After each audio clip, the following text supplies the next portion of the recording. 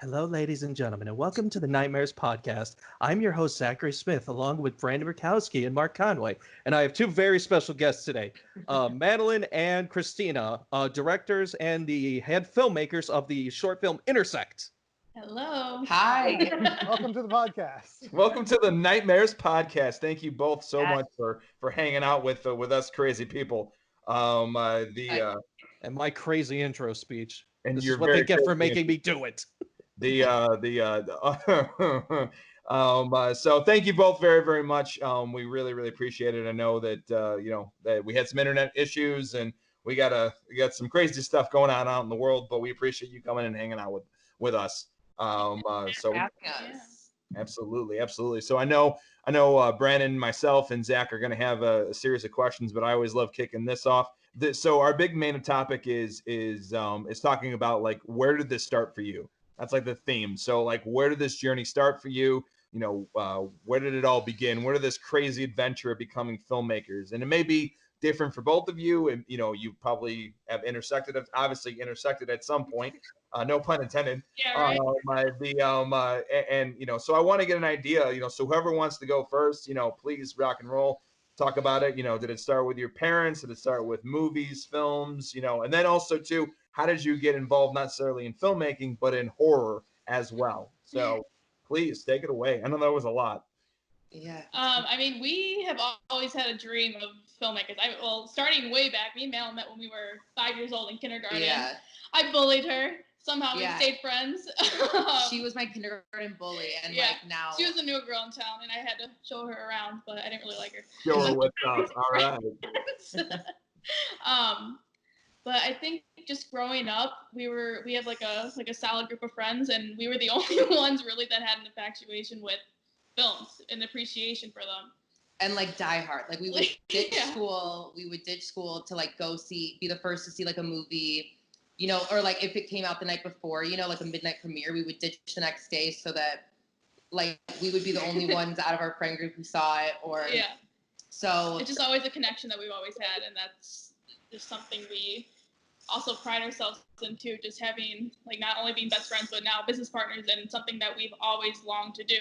And of course, growing up, we don't really have anyone in our family that I would say is into filmmaking, or I even think as enthusiastic about film the way we are.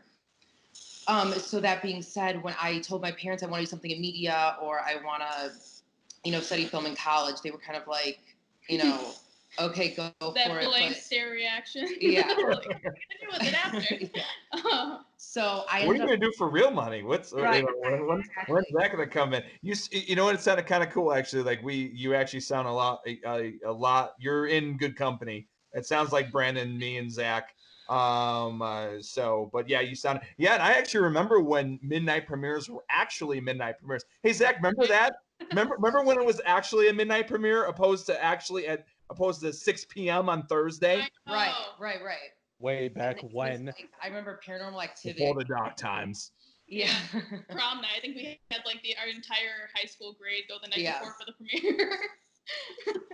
So, and then I think, so then we ended up going to different colleges and so forth. I still stayed very close friends, but I think just kind of, we're very much so doing our own thing. I ended up studying journalism and then switched my major like 8 times until I did media arts. And then also quickly learned that I didn't really like that either. Because I studied more so, what's the word I'm looking for? Like, in the newsroom, when you're in the newsroom, so I was very much so kind of taught how to be like a producer, for a news channel or, sports producing and so forth. So then cut to, I started a video production company, just doing social media online. And Christina started working with me actually. And we found ourselves again kind of staying up, till 5 a.m. watching every, movie all the time. And we just thought, why don't we just go for it and give it a go and start taking these ideas and thoughts that we, are constantly writing out and getting so excited for, why don't we just do it? Yeah. And that's kind of where this all came together. Yeah. I took a total different route in college. I studied from psychology to sociology. I wanted to go into marketing. I switched it finally to communication. I really doubted myself, like thinking that as much as I wanted to do film, I just listened to all the background noise of, there's really no future in it, blah, blah, blah. Not that my parents weren't supportive, like whatever I do, it's just, that society standard of what are you going to do with it? Yeah, there's always that underlaying fear in the back of all of our heads. That really got to me, and I really kick myself to this day for not, going to film school. I really wanted that college experience at the time, instead of a city school. So I ended up going to Iowa, studying communication. So really nothing in media, nothing in film. But yeah, we all, like Malin said, we always had the dream of doing film in the back of our minds, and just constantly just writing out things on a piece of paper that came to mind.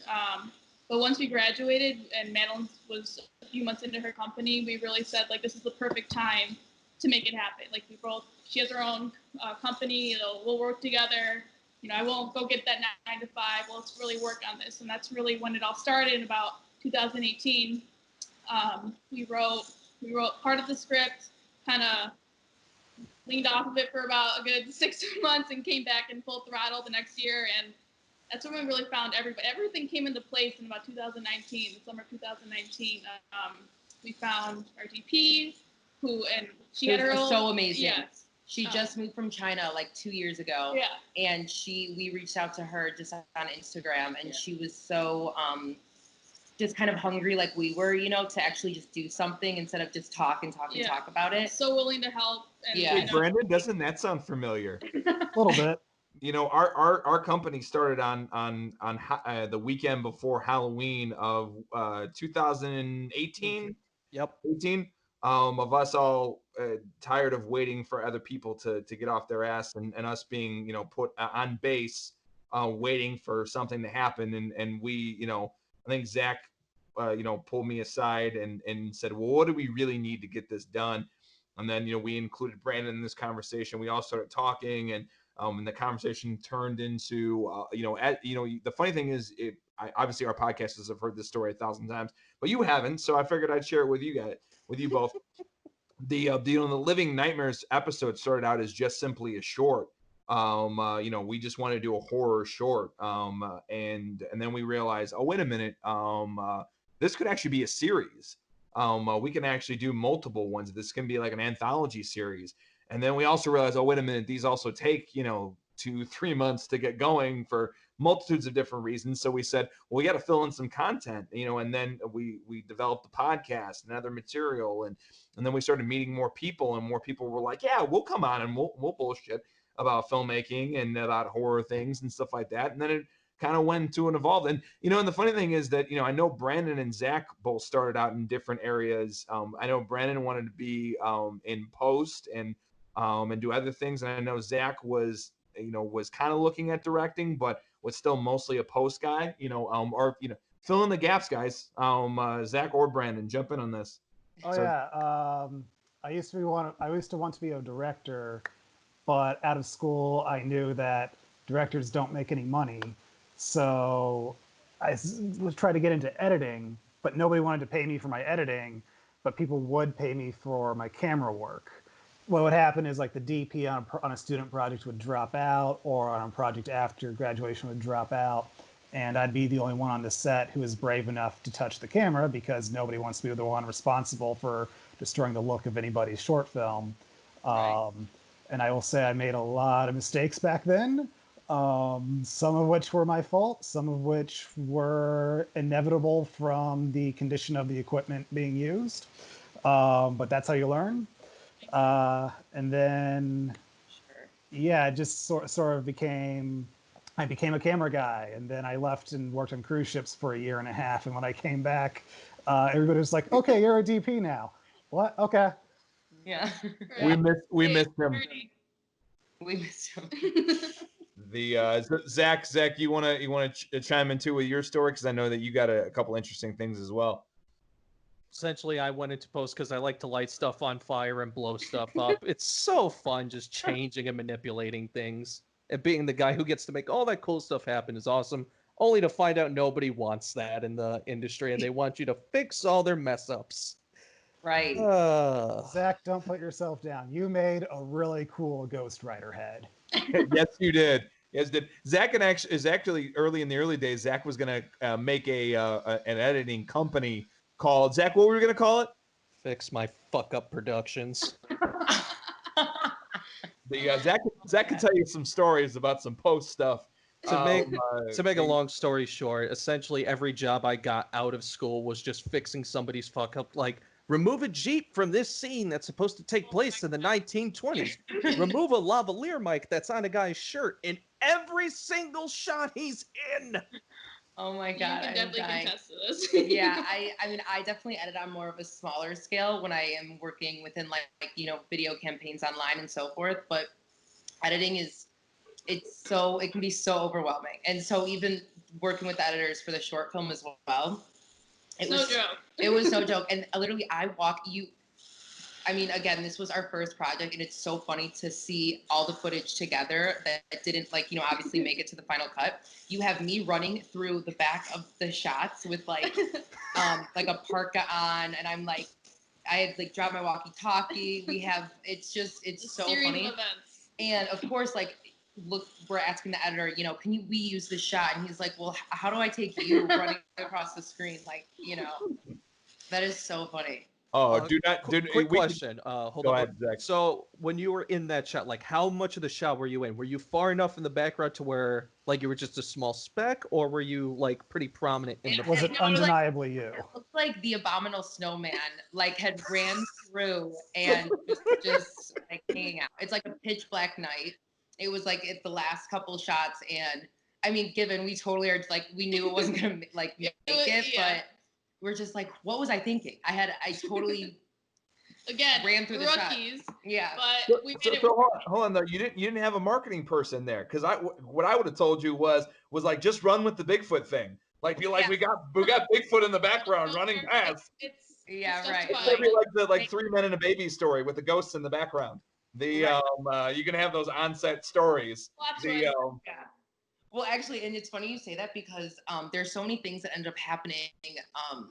For instance, there's rain in the film, and we prayed that it would not rain the one day that we the get middle everyone of to do October. We were hoping there was going to be Yeah. no rain. And so No there's so many inclement weather in Chicago. Yeah. So there were so many elements that came into play that ended up, in our opinion, really catering to the story and what we wanted. However, did we plan that out ahead of time? No.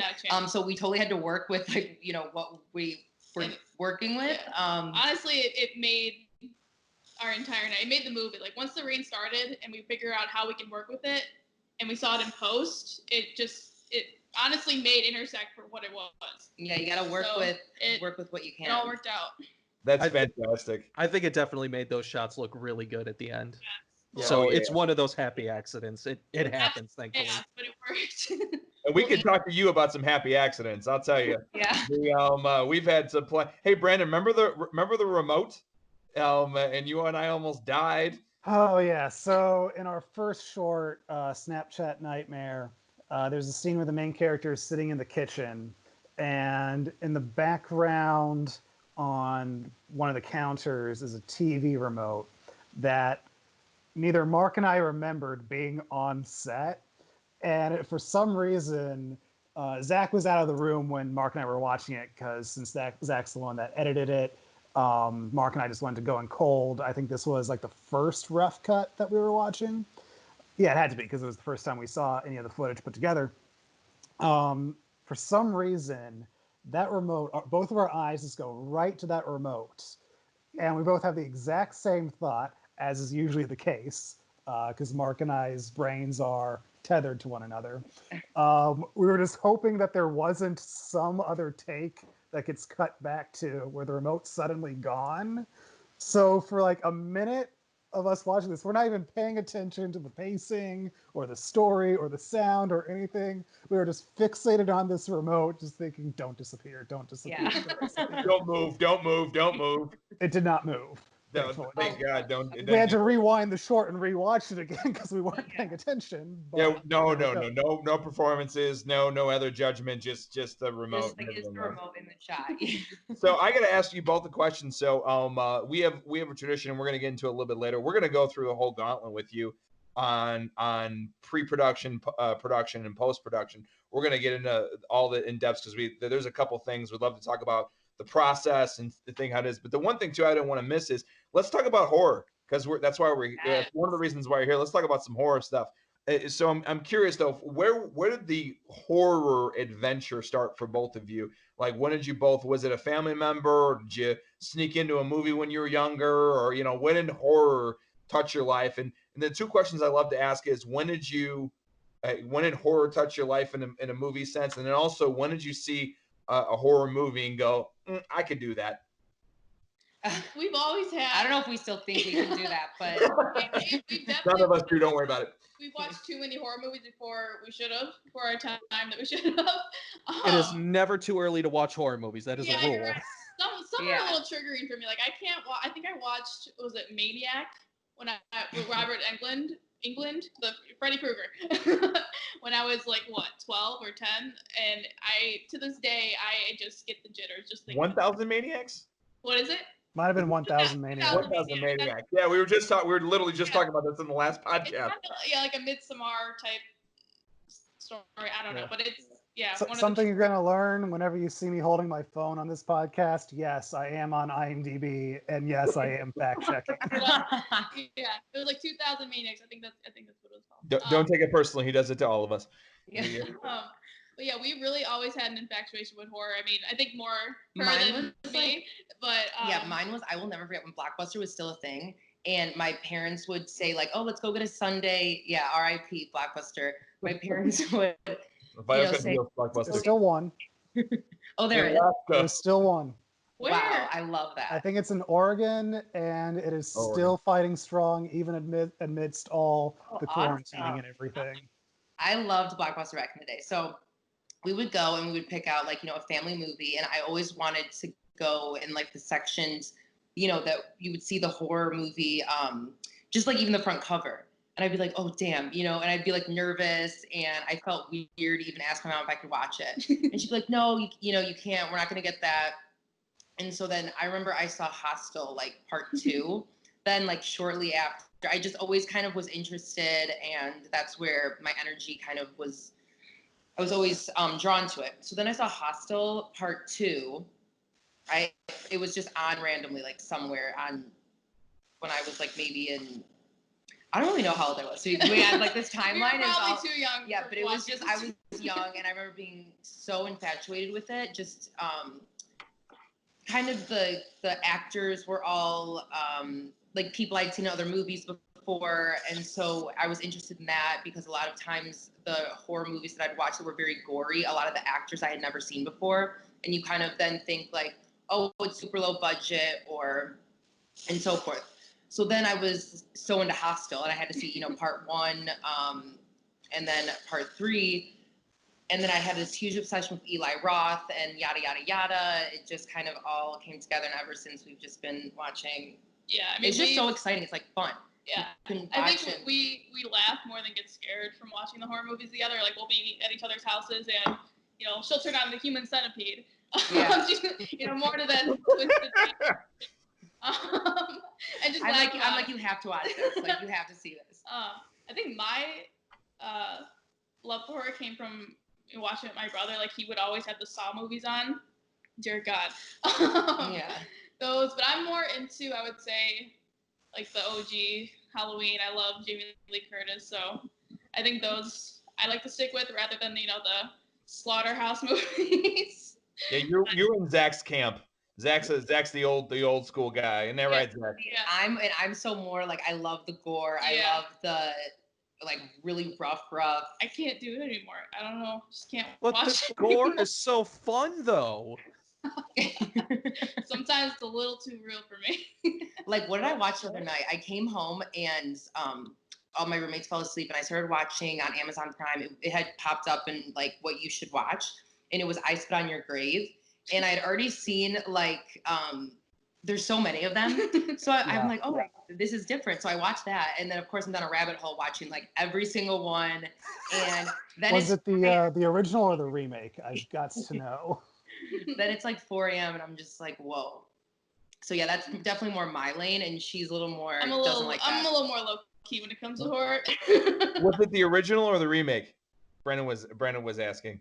But I spit on your grave. Was it the original or the remake? It was definitely a remake. It was Okay. yeah. The we have was that part of that early 2000s remake span, Brandon?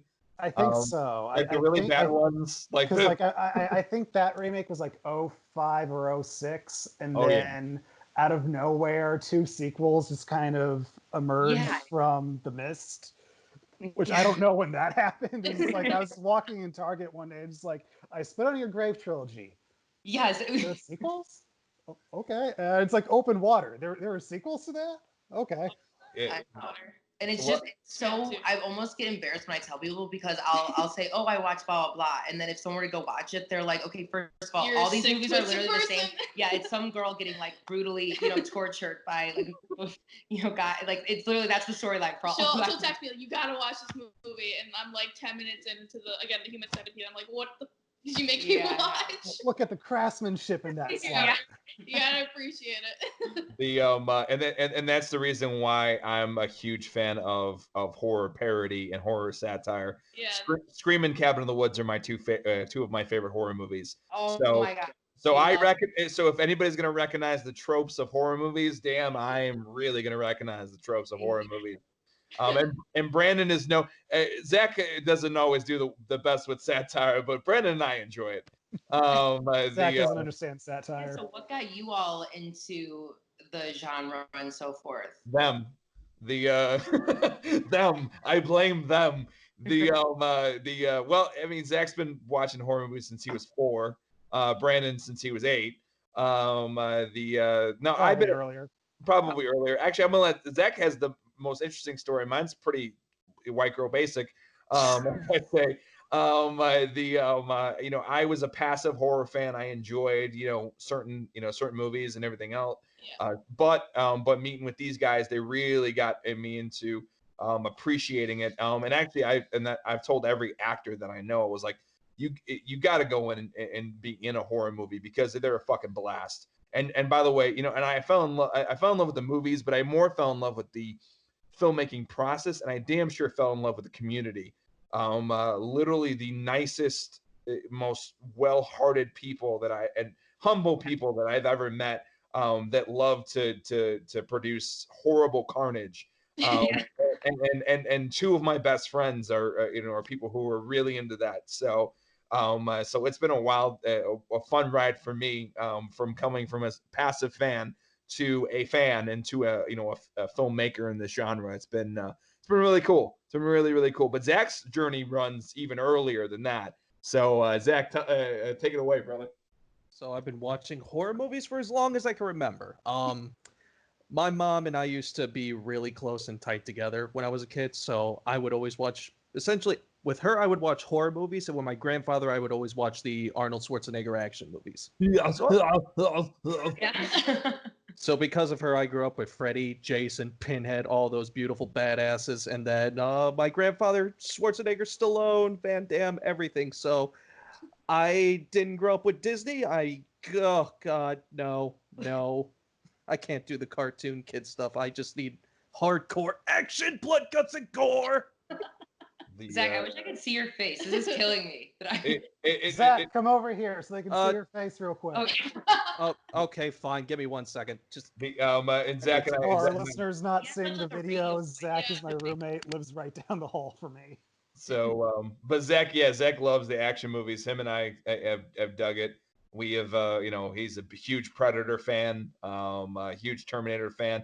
Has a giant Predator mural in his room. No fucking joke. No fucking joke. He took it back from he used to work at a movie theater, and he kind of just took it when they were done with it. Oh, This is wow. Zach.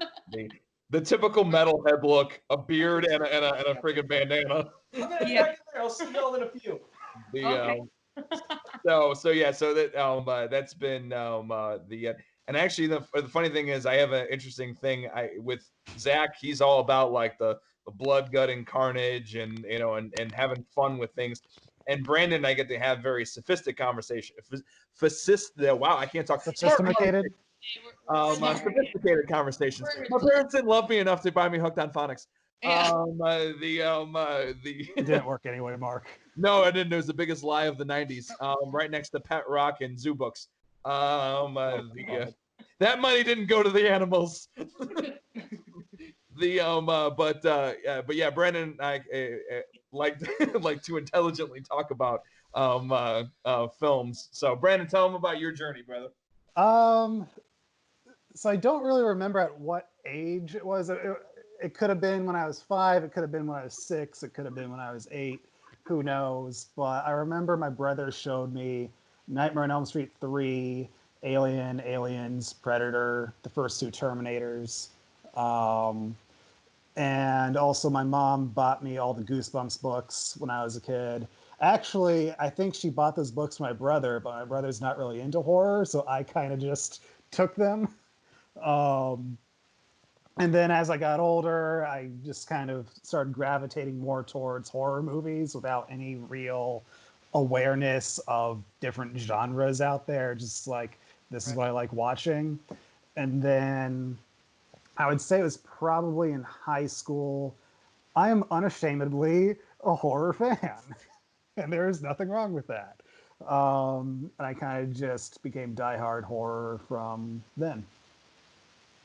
Which is pretty cool. And and we all start with Goosebumps. I was going to say, yeah, I think that's where we wanted our originally poster, started. Yeah, we originally, like, our poster isn't this now, but our original kind of like motif for the aesthetic we wanted for the poster was like a vintage looking Goosebumps, cover. Tale to the like that looks roughed movies. Up and those covers were awesome. They were, and I wish they would use them for the new printings. I don't know if any of you have ever seen the new printings of the Goosebumps books, but they look very. Have it.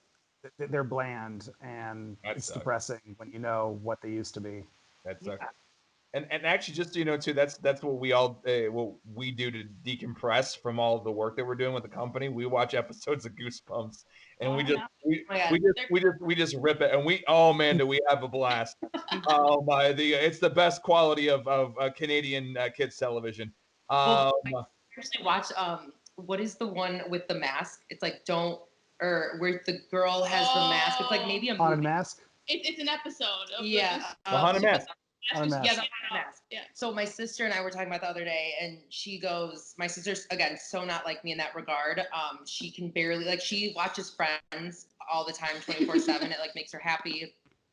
Is she older or younger? Just for younger. Reference, younger. Okay. Younger, 2 years younger, and she just moved close to me. So she comes over the other day, and she said that she hadn't slept all night because she watched a Goosebumps episode about like the mask, and she goes, "Holy shit!" She goes, "These are so scary." And they were on like Disney Channel back then. Like, so remember? Right, yes. And I'm like, please stop. I can't even deal with that kind of like talk, because those are so not, but I guess they are so good. Yeah. Or the one They're where, eerie, but, like, what's the one where they go in the basement and the dad like turns into a plant? Stay out of the basement. Stay out of the basement. Yeah. We can talk. Oh, the ending of that one was actually creepy, with all the flowers telling the girl that they're her father, and that was kind of creepy. No, they're definitely. God, I'm trying to think of another one. All right. Well, talking when she can't get it off of her it's neck. like Halloween night. Yeah, that's the Haunted Mask. We have a joke. We have a couple jokes. We found some serious tropes with them. I know that the camp of Fever Swamp or whatever. They use so much. Werewolf in Fever Swamp. Werewolf or I'm Nightmare. dyslexic. It was both of them, by the way, Mark. I know. But they use so many fucking fog machines in that episode. I literally, we were all sitting there in silence watching this, and I was like, you think the director walked on set and he's like, you know what, 15 more smoke machines, otherwise I walk. We need more.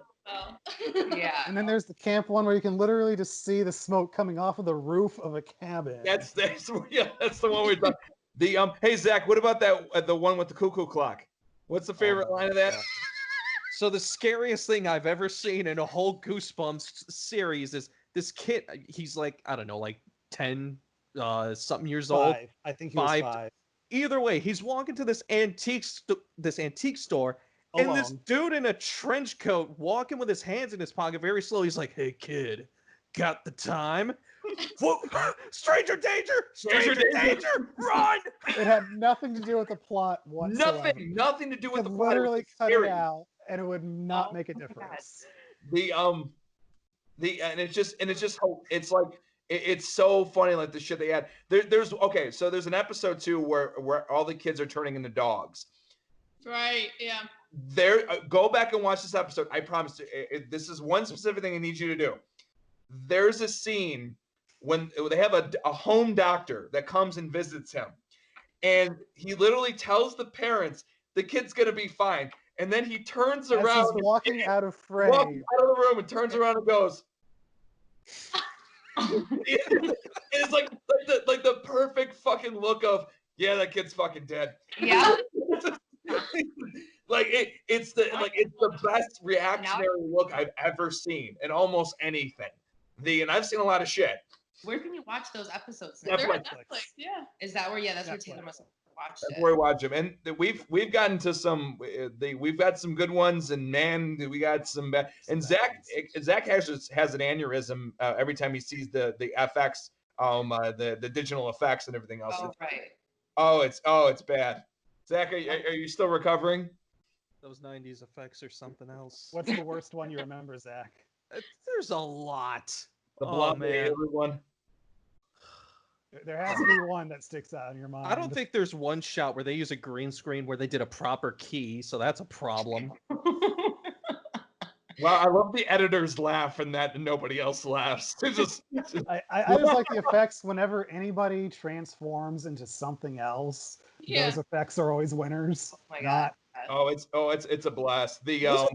Wasn't there one episode where somebody messed up the intro credits and wrote something really stupid as somebody's name? I think that did happen. I vaguely remember something like that. We're gonna, when we actually do the podcast for Goosebumps, we're gonna go back and rewatch the episodes. We're gonna catch all kinds of shit. But I will tell you though, it is some of the worst ADR that I've ever seen. Almost all the kids are ADR. And by the way, there's at least 2 dickheads in every episode. Yeah. Like they're terrible children, terrible fucking children. Yeah. Oh my God. Where are your parents? I'm definitely gonna watch some episodes today. You all have like inspired Honestly, me that's to go part back. of the inspiration from like why we even made a movie in general. Like we just researched all these like indie Netflix movies. I'm like, how the hell did these get greenlit? Yeah. We're What? like, what? How? I just want to know how. That's the only question I ask. I'm like, if they can do it, we can fucking do it. Yeah. Hey, Brandon, doesn't that sound We familiar? did it. Yeah, I know. Yeah. I've been saying that about Sharknado for years now. Right. Yeah. Perfect example. Oh, Jesus. 100%. Do not get Zach started on some fucking shark movies, man. He like Jaws is one of his favorite movies of all time, and he has a huge issue with different entity than Sharknado. Which is like, I want to be in that conference room and them doing the pitch of, all right, we're gonna have sharks coming out of the water and eating people in a tornado. Like I don't understand that pitch at all. I don't get it. I really don't. And now they're doing zombie tsunami. Just No way. yeah, that's a thing. That is a thing. And Tara Reid's gonna be there for some reason, That's even though she hasn't been a thing in like 10 years. But we're gonna go with it. 20 years, American Pie was 99. Ooh. I love the Yeah. Pie movies. Oh, that is something. So what are your favorite? Because I always hate when people ask us this, but I guess in a way I'm asking you without like kind of asking you. But what are like your top 5 or 6 favorite horror films? This might be easier for Zach than it is for any of us. All right. Friday the 13th Part 7, Hellraiser Part 2, Nightmare on Elm Street Part 3.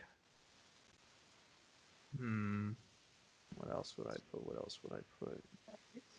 Well, because I know when someone's like, "Oh, what's your favorite horror film?" I'm like, I can't name one. Because there's horror and then there's like horror thriller, Yeah. there's horror slash. Yeah, there's so many subgenres. Right. This is the reason why we made the podcast, so we could talk about multiple horror genres. Yeah, So Right. we Yeah, didn't have to answer these questions. if it isn't abundantly apparent, I love slasher movies, especially the classics. Freddy, Jason, and Pinhead are my absolute favorites.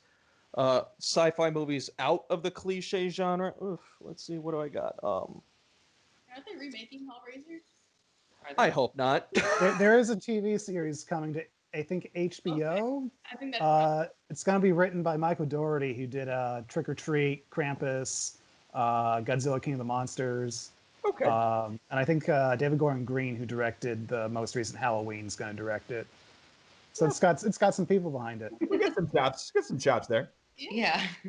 I have an unhealthy obsession with Predator. We know. But yeah, shit. And Terminator. Terminator's not really a horror movie. That's an action movie. Fair enough. There are a lot of people that will say the first Terminator is a horror movie. I personally don't get it. It's a very good movie, I don't do that. but I wouldn't say horror. I'd say thriller. Sci-fi That's about thriller. as close as I would get. We'll do Predator and Alien, bro. Predator, I wouldn't even put in a horror film. Alien, okay, seeing it in the theaters, sure. But Predator, no. Great movie, great action movie, thriller maybe. It is not a horror film. Same thing with Terminator. Beautiful movies, but yeah. Fair enough. B-Man, what are some of your favorites? Let's see. We already mentioned Night of the Creeps. I love the Evil Dead franchise.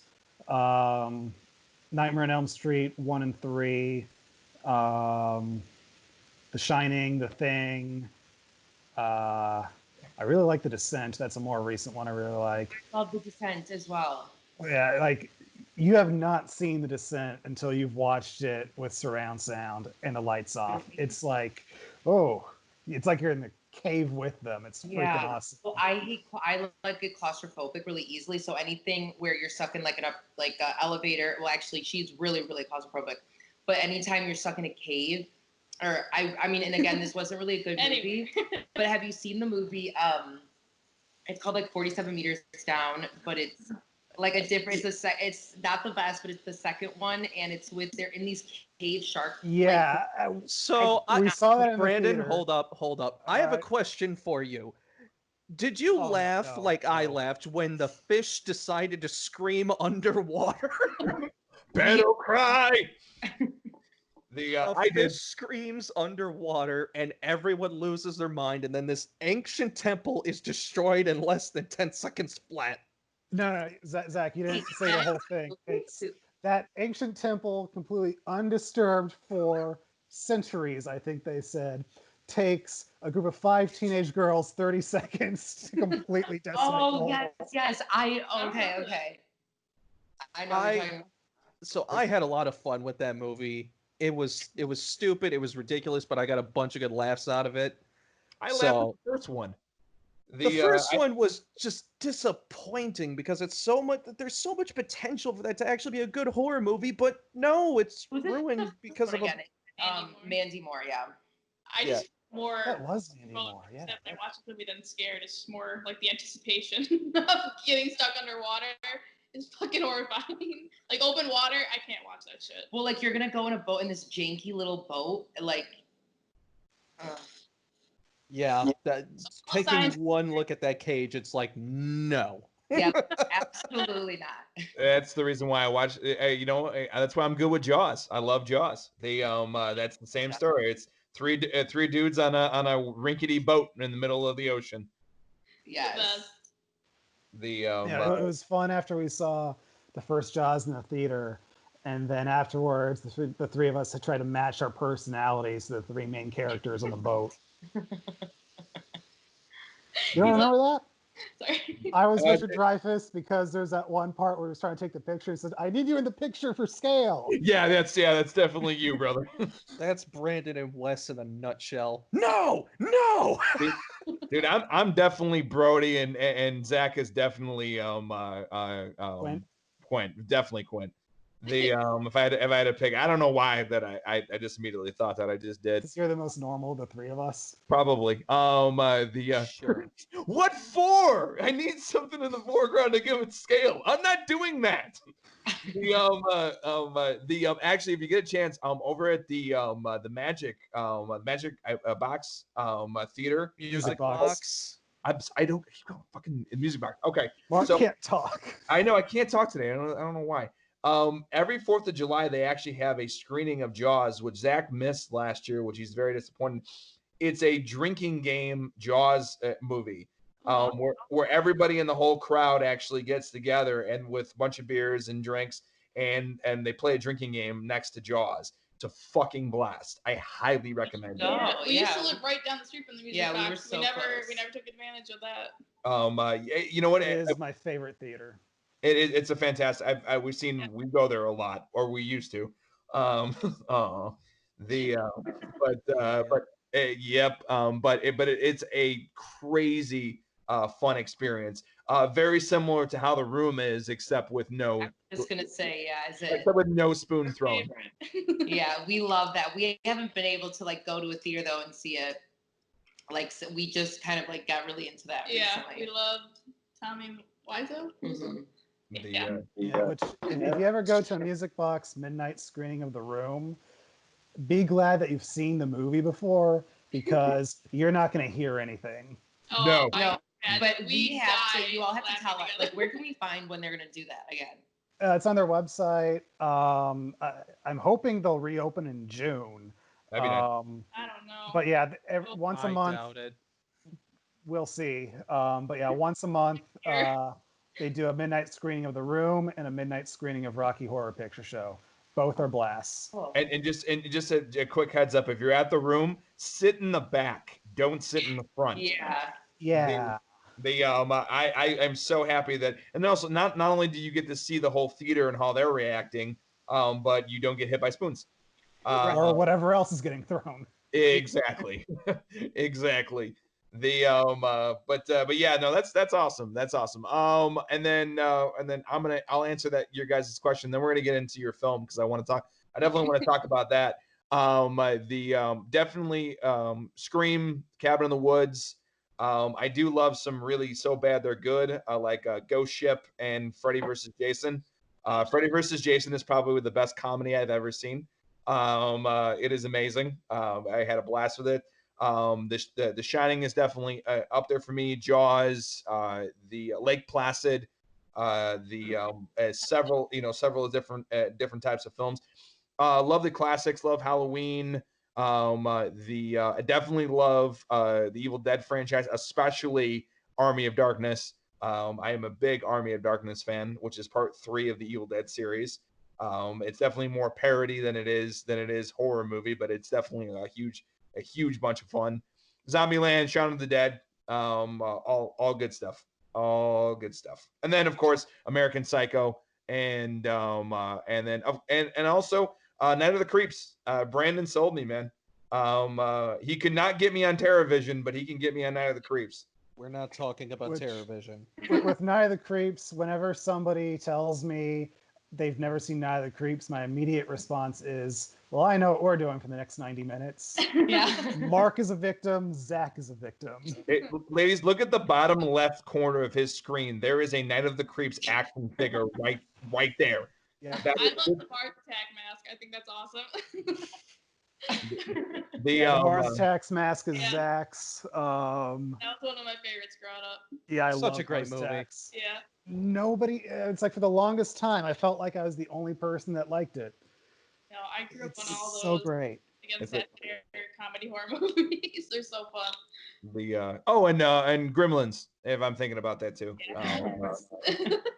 And Gremlins 2 is probably one of the biggest surprises that I have ever seen. Brandon got me a chance to show me Gremlins 2. Blows the first one out of the water. I'm a huge Gremlins fan. The first one, huge Gremlins fan, and Gremlins 2, man, is solid gold, and it does not deserve the hate that it may get.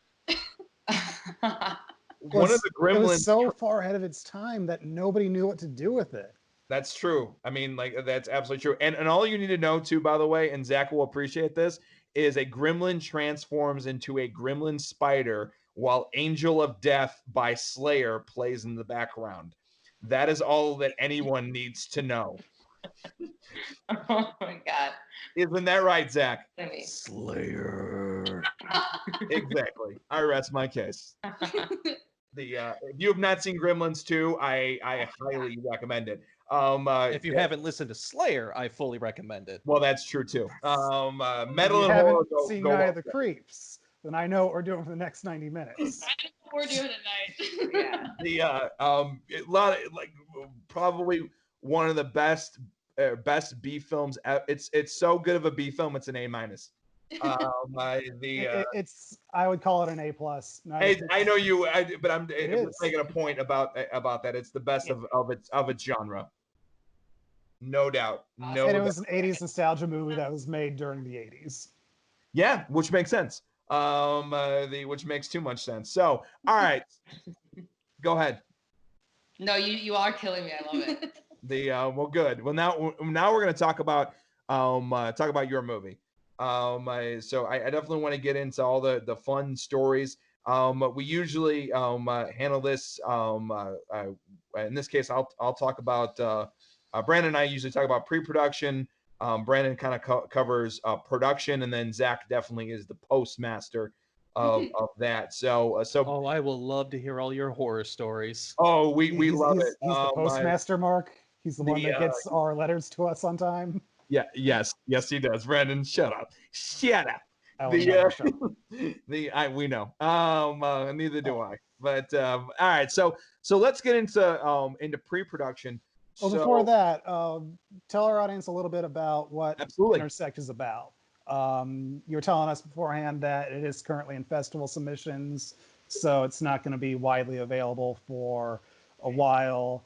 But what's the basic premise behind it, so our audience knows what Intersect is? You want me to take this? Well, everyone. So Intersect essentially is a psychological thriller, 7 minutes long, and it's the classic, a girl, I will say a woman alone up, at a not isolated, but up alone at her lake house. And there's an interaction that one would think would kind of be normal. And I think what transpires after this normal interaction is where the fear and the horror come into play, and kind of twisting the mold. We're going outside of genre conventions, at least in horror. At first it seems like, it's just that traditional classic, woman's alone at a lake house.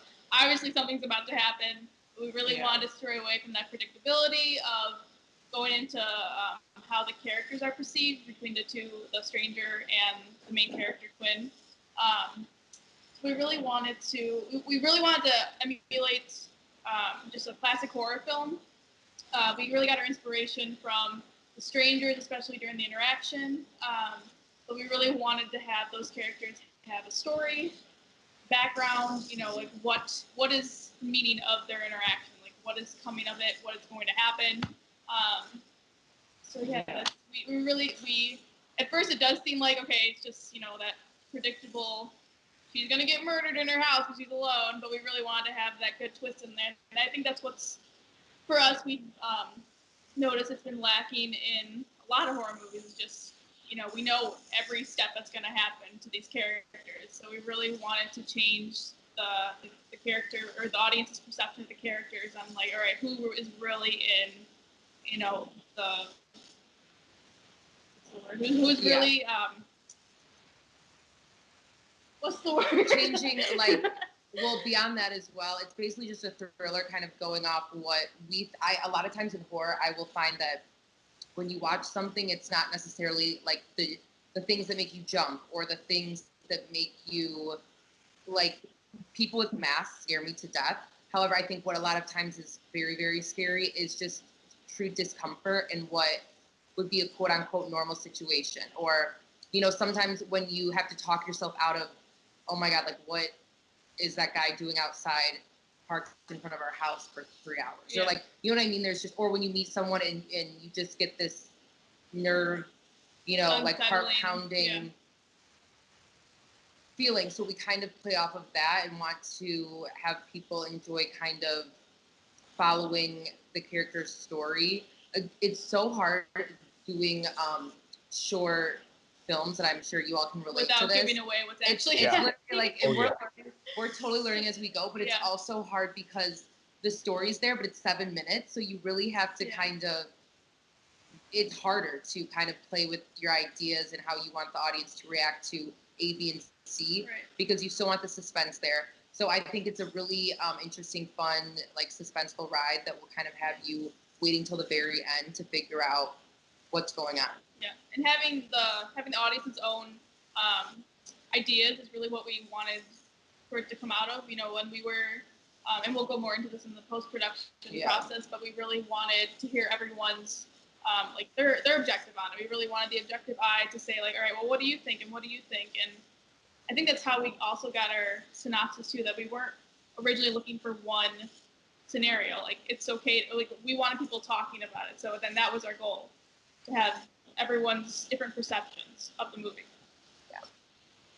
Absolutely, that's awesome. You speak the same language that everybody over here at Midwest Horror does as well, especially when we're talking about our Living Nightmare episodes. I mean, the gist of the episodes of Living Nightmares, you haven't had a chance to take a look at them yet, but when you do, they're all based on real life experiences that people have had, and we put them to film. Yeah, So we don't embellish them or anything. The most embellishing we do is like if in the original story they said I was talking to my friend, we might make up what that conversation was, but we try to stick as accurate as possible to the real life horror stories. Oh, wow. As we find that often real life could be scarier than fiction. So we pull some interesting stuff that we've seen, and we're like, you know what, that'd be cool to put to film. So we've done that, I think, successfully 3 Yep, times. it is tempting to embellish.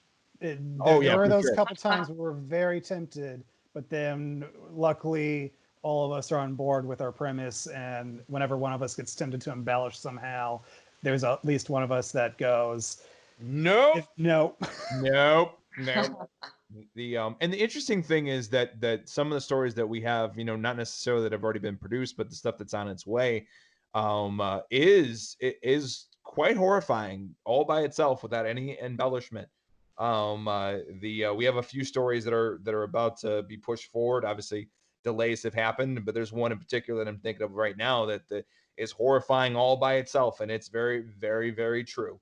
Wait, and actually, not to go on a whole nother rant, but our speaking of real, I'm like, oh god, what am I gonna say? Hold on. Let me make you feel better for a second. We've gotten on a 2-hour rant about Star Wars on a horror podcast. Okay, and you're good. fine. So basically, our landlord was over a while ago, and he was talking about how he has all these different, properties all over Chicago. And of course, my mind immediately goes to, oh God, like, do you ever have a really weird, like, tenant, or what are your horror stories there? And he said that one time he had to go take a call, like, it wasn't his tenant, but it was a building he owned. Long story short, he had to go check out the place, like, finally. And there was a guy there, and the smell was so bad from his place that, like, everyone was complaining. So he goes and he checks it out, and there was little kids, like little girl dresses, hanging all over his walls, like from top to ceiling. Oh my god! And he was like this old man. Is that not the creepiest thing you've ever heard in your life? It's horrifying. I know. So guys, I think we're gonna change our next episode to Living Nightmares. We're gonna have to have another conversation after this podcast, and maybe we're gonna have to change some directions here. Because damn it, I know a better story when I hear one. But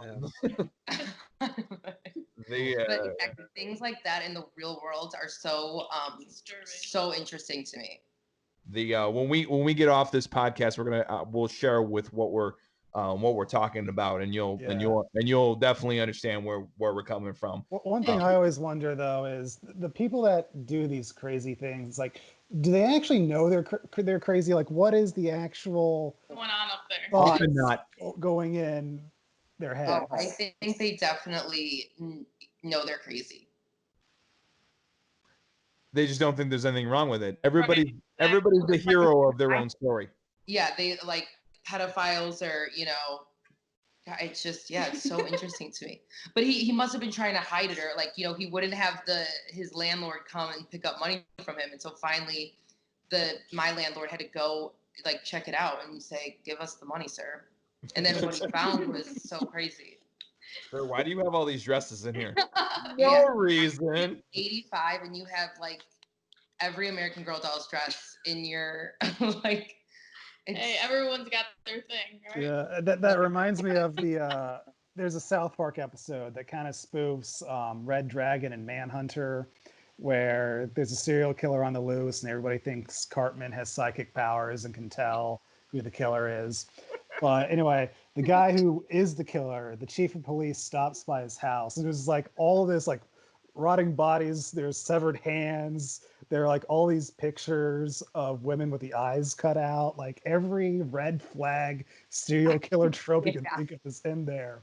And the police chief just says to him, "I see you like to cut out the eyes of pictures of women. Yeah, my son is really into that too." Whoops. I couldn't even get through that. Alrighty then.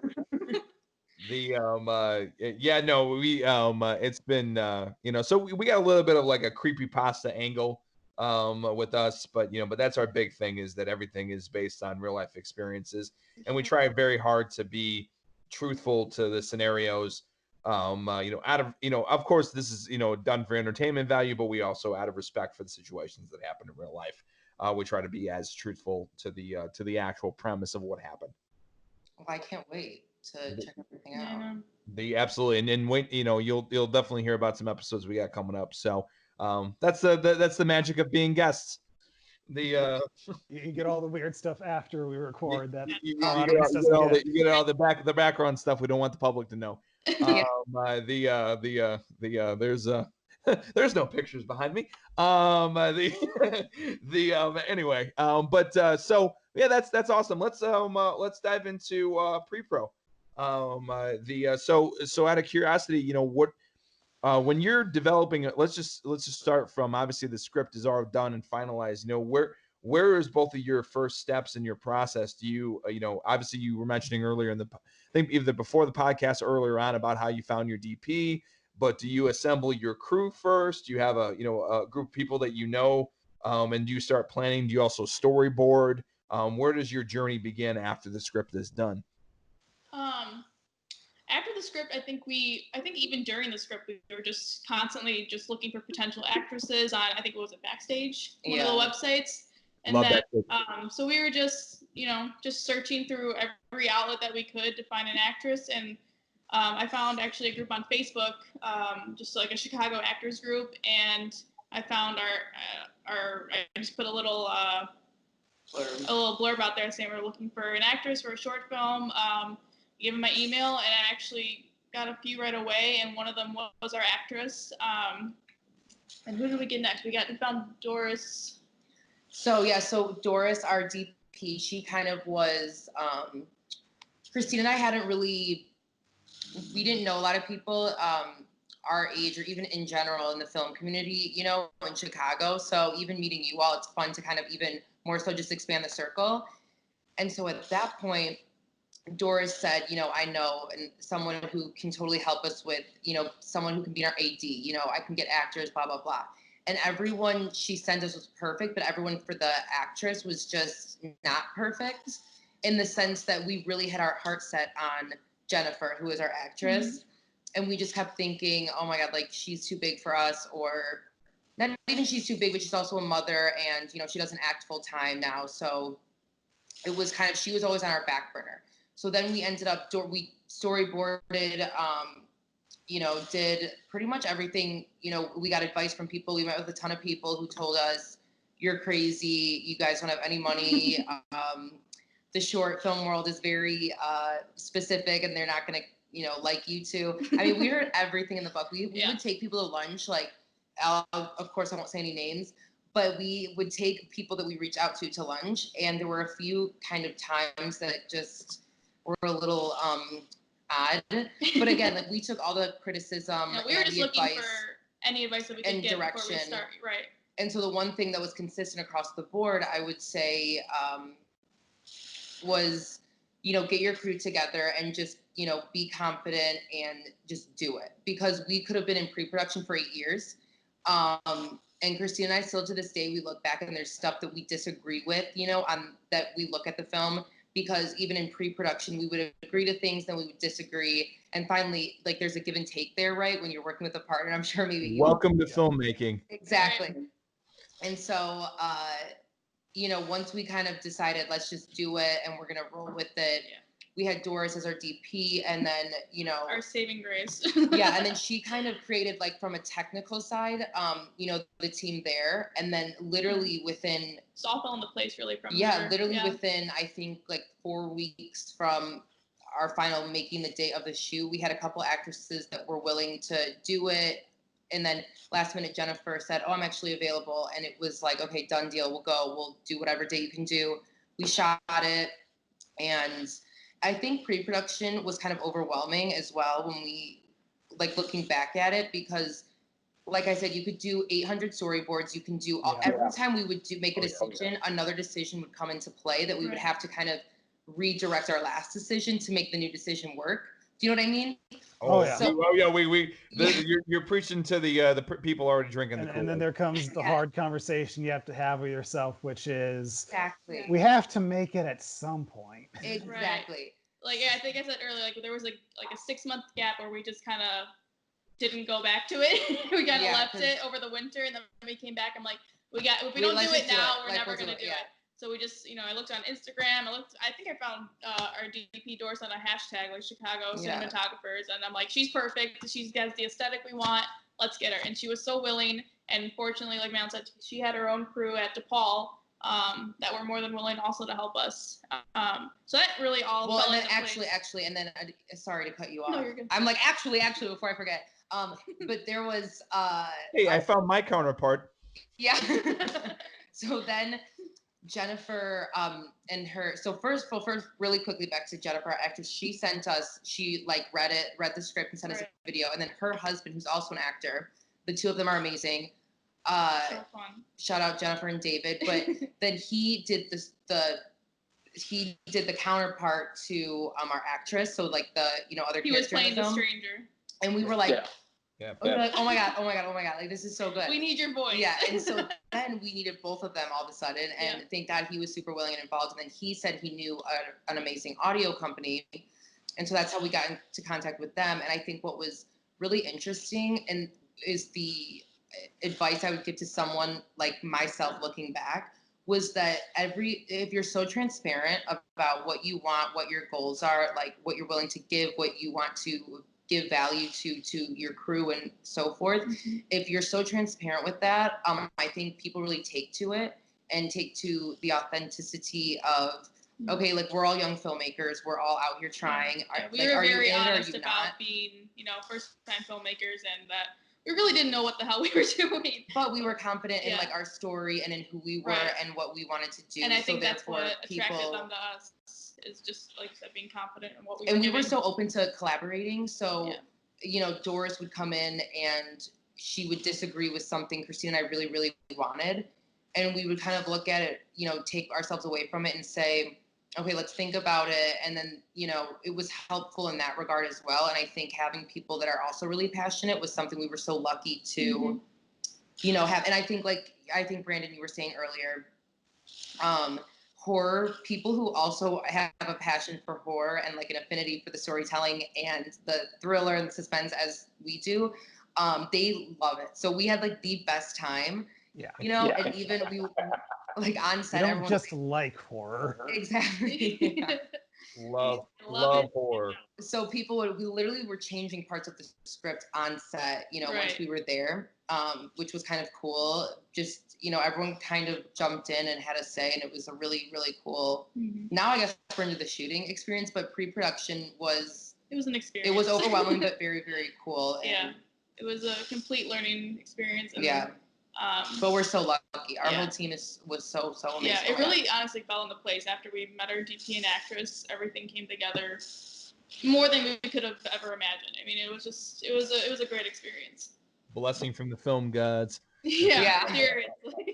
So I'm the absolutely. So I know Brandon and Zach both got questions for pre-pro, but I'm curious though too. You know, just as you know, because we're all also about education. With educating other filmmakers out there and people like you who just wanted to go out there and go do it. From a financial perspective, you know, how did you plan accordingly? Are you self-financed? Did you have some help from the external? Obviously Midwest Horror, we got our way of doing things financially, but I am curious, you know, about that portion? Yeah. You know, did you budget out, and you know, and where were you at with that? Great question. So, and that's one thing that looking back, being a like where we were a couple years from now, that was the one thing too. We just there's no rule book. You can read every like filmmaking 101 book, you know, and so forth, and they tell you 8,000 different ways to do it. And so we had like saved up, you know, we knew it was going to be kind of like a hefty. We didn't have like investors. We didn't get, you know, a loan from anyone.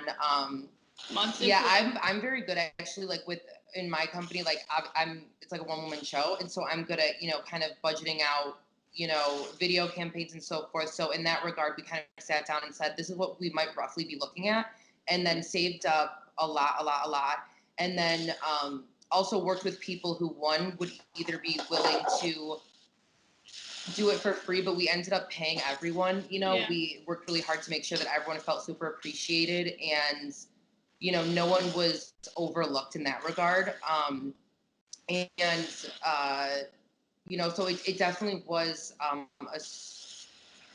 it was very rough, you know. However, each, you know, and then all of a sudden we you know, we everyone was already kind of paid in some, you know, regard, and then we get to actual, you know, shooting day, and then we have to rent cars, and you have to rent, you know, all these other things, and you're like, And oh we really God, didn't think that about wasn't in the that budget. till Yeah, so like a few days before. So we're like, all right, we got to do it. Let's make it work. So there, the advice I would always say to someone is that if you, anytime you think you're fully outlined what budget wise what you're gonna need, like Something else pops up. double that maybe, because there was so many times when something would happen and we'd have to shuffle out money, you know, for you know, Always have a contingency.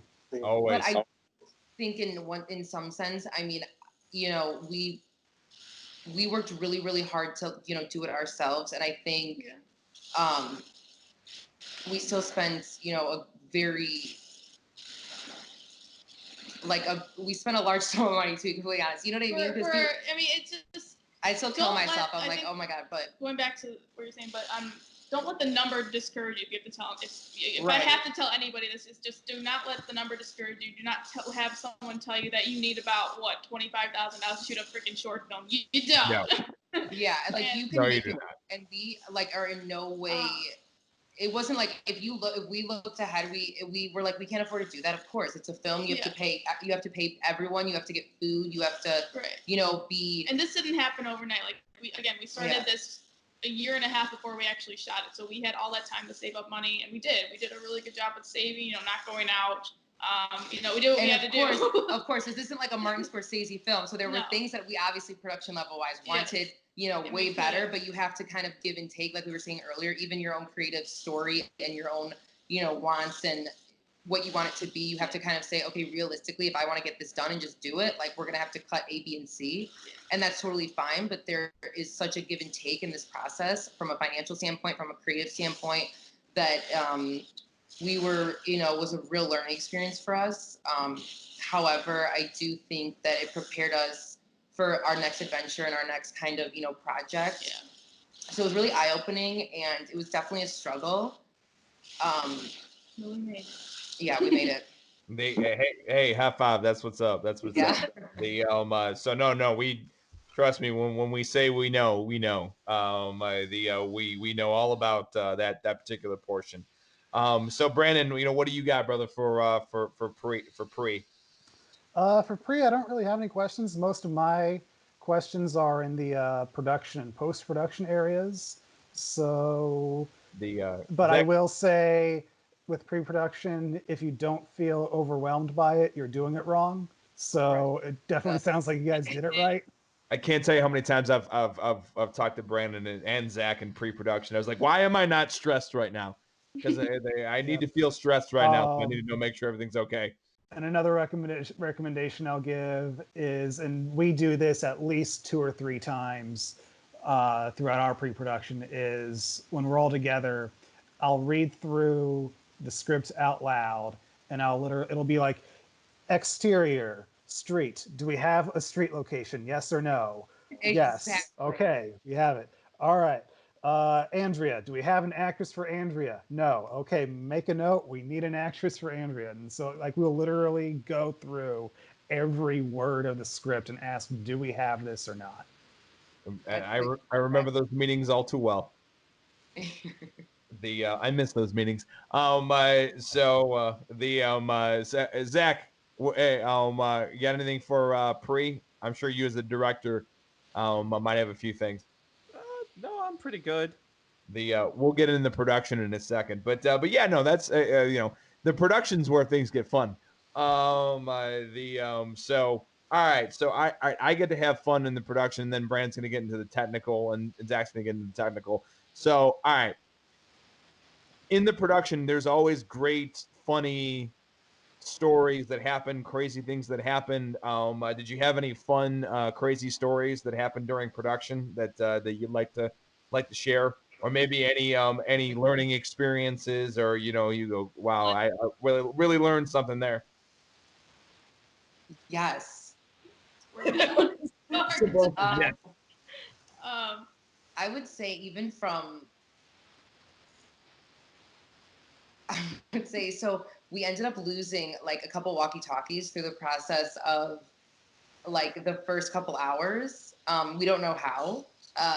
And so we couldn't when Christina would be like at one part of the house, or if she were when we were doing the last couple of scenes and Christina was sitting in a car and I was in a U-Haul like way down the block. And so we obviously couldn't communicate other than the walkie-talkie. However, Christina, for whatever reason, they didn't bring a walkie-talkie with them, the people that were in the car. So we're screaming into the walkie-talkie and it's pouring rain and we're trying so hard to like make A, B, and C work. And I'm like, Christina, I've got my phone on me, I'm calling her. There's no reception up where we were shooting. So we all get out of the car and we finally go over and we're like, okay, someone get her walkie-talkie. So we're running with monitors. Like, again, we had a smaller crew as well. So it was like, trying to make all the equipment, not get ruined, all the monitors, and so forth, the camera. While Christina and I are like screaming at each other, like over. I'm in the car with our DP, our actress, our music tech, our sound tech, and we have no communication from the gaffers, nothing. So we're kind of just winging it. And they're like directing as we're sitting out there and we're like, where's this? They're just rolling with the scene. So we're all dying and we're just kind of like, all right, let's roll with it. I think and that's where I'm running across the screen because I'm running to go like talk to them. Actually, the Abominable Snowman. And the initial first scene of the movie, again, we're rookies, so they go. What's happening? We're sitting there. We're ready to call action. Oh my god, we would forget to call action and cut like literally the whole time. The first scene, right off the bat, like we're just meeting about half of the crew. Like they don't know who we are. They think we're that we've done this before pretty much. So we're ready to do the first scene, and our DP's ready to go. They're ready. They're all set up, and right before we call action, they start looking at us. It's dead silent, and they're just looking back at us like. And we're like, oh my god, I'm like mortified. Yeah, I can't even. It was and they're so mortifying because we mad look at each other like, what? Yeah. Oh my god. So that was the first. That's amazing. The first mess up. My favorite though is so we were again back to our actors Jennifer and David. David was actually going to come and be the stranger, but life happens. They have children, and only Jennifer could come. Thank God, she's the actress. Yeah. And so we're at the location and we have no one to play the stranger. And we knew this ahead of time. So we just like, all right, whenever they get there, we'll figure out who's going to step in as the stranger. And we didn't really think it was a big deal because we were shadowing out of space, so you really wouldn't see who it was. But for some reason, we'd actually picked one of the grips to do it, and he was so willing to do it, and he was amazing. Shout out Clayton.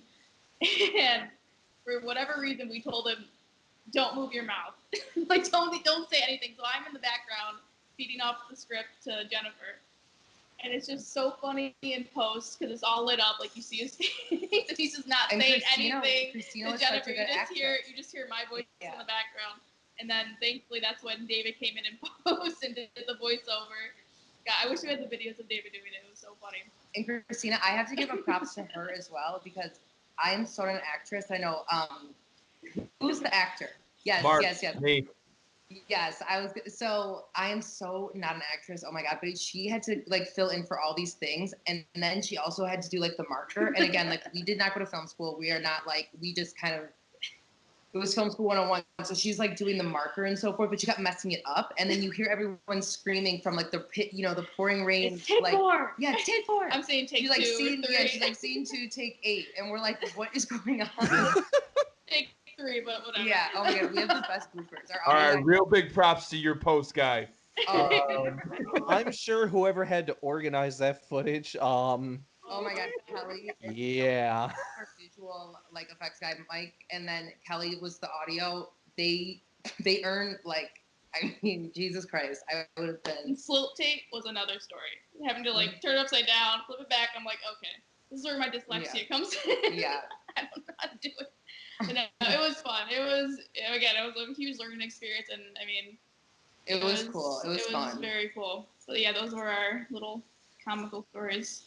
I actually gave Zach some advice a while back when it came to the whole action and cut and all that stuff. Zach, tell him that story. It's still advice you use today. All right. So I don't say action. I go with a more calmer approach. I just let my actors know whenever you're ready. That's all I say. And then they can just roll whenever they're ready to go. Doesn't stress anybody out, doesn't freak anybody out. And it's also just a nicer way to do that. Also, I kind of like it. I don't know. It's different. I don't know. But whatever. It works for Eastwood. Yeah. That's so it's cool. That's where the advice came from. It's an old Yeah, Clint. we didn't know what speeding was either. Yeah. I'm sorry, what was it? What did you say? I said I'm embarrassed to say, but we didn't know what like speeding was either. Like when they're like speeding. We're like, okay, cool, go. Filming, I don't know. I feel like it now. No, I think that's like all they. Is it? I think so. He started saying speeding. What's that? Speed. Usually it's just speed or speed. Okay, well, there you I've go. heard people just say speed. I don't think I've ever heard someone say speeding, but usually it's I've just never speed. heard anybody say speeding. I think I have, but they're less experienced people. Oh, Look, either way, the Not point to gets sound across. like I know what they're elitist, doing. But Oh no, we're definitely very inexperienced. hey Brandon, why don't you break it down, brother? Like, how is that process supposed to go? Because even I mess it up. Yeah. This would be good for someone who is. I mean, this would be good for us, but also for someone who also needs to know. Yeah, All right, go for it, camera boy. putting myself into the mindset of an assistant director now, which I am Where's not. Marcus? Where's Marcus? It is AD calls sound ready, Right. and then camera ready. I've been on a lot of sets where sound and camera will respectively say ready. I've also been on sets where sound ready and camera ready are not questions; they are statements. And then after there was a lot of confusion with that too. I thought they were asking us. After the readies, it is roll sound, sound speed, roll camera, camera speed, and then director calls action, or in Zach's case, whenever you're ready, or in Clint Eastwood's case, okay. That's actually where the story comes that from. last part, the action part. That's actually where the story comes from. It's Clint Eastwood back when he used to be on Rawhide. All the old directors used to be on a giant bullhorn and used to yell action. He used to freak the fuck out of the horses, and it would take them 2 seconds to calm down. And Clint Eastwood would like just go over to him and be like, "Hey, could you just say like go or something? Do you have to get on a giant ass bullhorn because it freaks the fuck out of the horses?" The director was so insulted. He's like, "How dare you say that?" And then when it was his turn to start directing, he just said, "I'm going to treat actors like horses." Yeah. I'm just gonna walk up to him and like just tap the DP on the shoulder and say, "Hey, just start," and then he does this. He says, "Whenever you're ready," and then when the scene's over, he gets what he wants. He goes, "That's enough of that." I love that. It's definitely a big thing. Hey, did you also have an AD on your set or okay? Amazing, yes. Rue. She's so amazing. Yeah. A lot of people on set too were like what their labels, you know, and so forth. But kind of everyone took on a lot of different roles, which was we're really thankful for it, you know. Yeah. I mean, we were pretty much everything. Everyone was everything, you know. We kept bringing people coffee and food, and they were like, "Stop! We're bringing this to you. Like, you need to go just sit there and concentrate, like harder." We tried to be the craft service. I mean, I was the marker. Yeah. We were the runners. I mean, everyone did an amazing job. We did everything together. It was, you know, we had to make do with what we had. And there you go. There you go. Yeah, I know. Like in normal situations, a lot of people aren't used to, you know, having PAs on set. Yeah. Someone bring you stuff. They're like, you're gonna bring me stuff. For me, my first weird moment was when somebody called me sir. I was like, oh. Yeah, we were. That is amazing. Trying to do things for us, like no, like we want to make sure like, you guys are all good, you know. The how was your we have a rule at Midwest Horror. Hey Brandon, we can fuck up everything, but we don't fuck up food. Crafty. I say food because food, which is crafty, and our catering. We will, you know, and also too, it's I'm Italian, so it's against my DNA to fuck up anything associated with food. It does get a little weird with the actual meals though, because since like most of our shoots are night shoots, the only places that are open when it's time for an actual meal are pizza places. So there's been a lot of pizza for meals on our sets because of that. Because most of it's filmed at fucking night. So yeah, it's definitely been an interesting take. So yeah, before we go on to our next question, are there any last stories you want to go over? Yeah, it was just like a really fun. Yeah, overall, it was a fun experience. Yeah. Everyone was highly exhausted, but it was very, very fun. As they should be. If you're not exhausted by the end of the shoot, you did it wrong. Yeah. Yeah, if you weren't exhausted, you weren't really there. Right. We've. I'm thinking about it.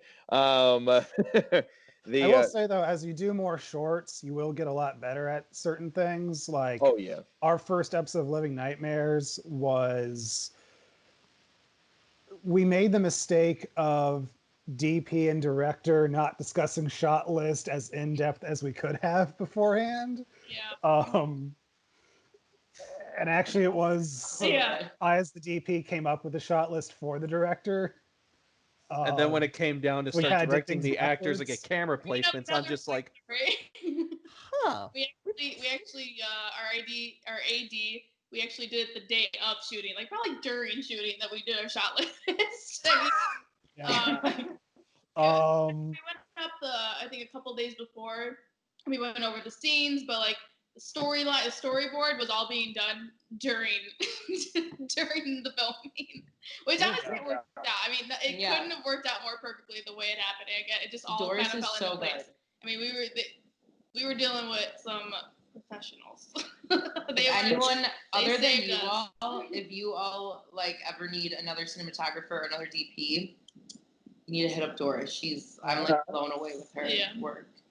Absolutely. If there's one big criticism I've had with, I don't know if this goes to the film community as a whole, but at least my experiences with the Chicago film community so far, is I found that cinematographers don't tend to talk to other cinematographers. Like, for some reason, like a lot of the cinematographers I've met view others as like competition, whereas with me, it's just like, I love to talk to other cinematographers because one, there's only one on set.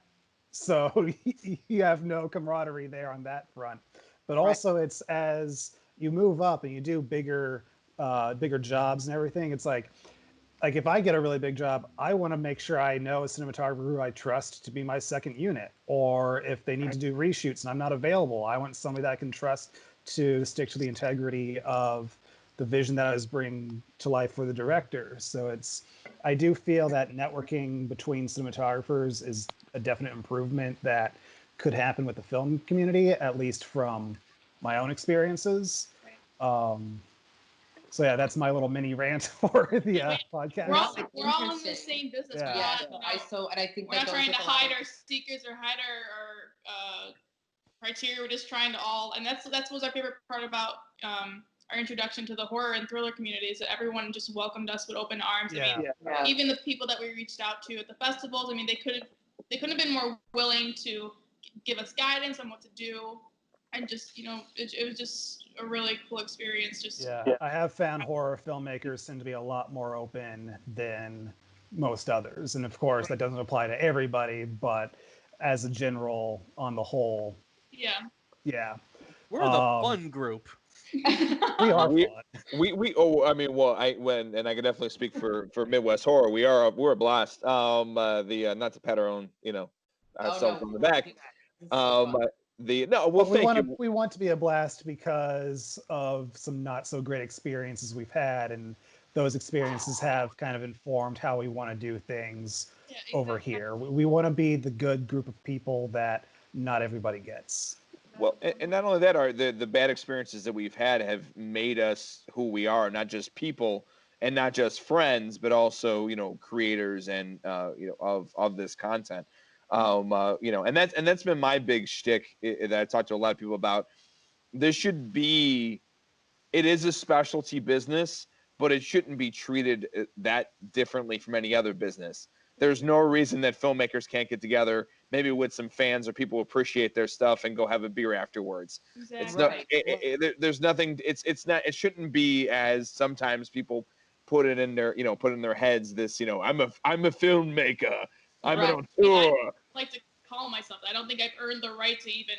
I'll speak for myself because Madeline's more, she's more privy with film, and just because of her business too. I don't physically think, or I have earned that right to call myself that yet. But I tell Christina, I'm like, we've put in the hard work, okay? I'm like, give yourself a pat on the back, girl. Like, no, I just think, no, you're right. I mean, there's no point in having your nose up and just saying like, I'm the best in the business. Like I think it's humbling to share our experience with everybody. I mean, everyone's been in this situation before that. We're starting out. We didn't know really what we were doing, but we did it anyways. Absolutely. Here we are. Talking to you guys. I love it. I love it. I love it. Hey, and actually, speaking of that trend, because this is a great transition, were there any moments on set besides the slate where you were very humbled of a situation, where you go, wow, it's always great to be humbled. So I was just curious, is there anything that humbled you on set, or are there anything that like you go, wow, I'm really glad I learned that, or or anything like anything in that regard? I mean, the entire thing was, but I think there was one particular scene that we were doing. It was a two scene sequence that we wanted to do the interaction with the stranger and Jennifer, our actress, and I was really kind of doubting that whole scene because it was supposed to be shot outside. It started raining, and our DP Doris completely just like, I don't know how she did this, but the lighting guys too. The lighting, of course, the lighting guys, the grips, and the gaffers just put together a. They basically like recreated the original scene instead of doing it.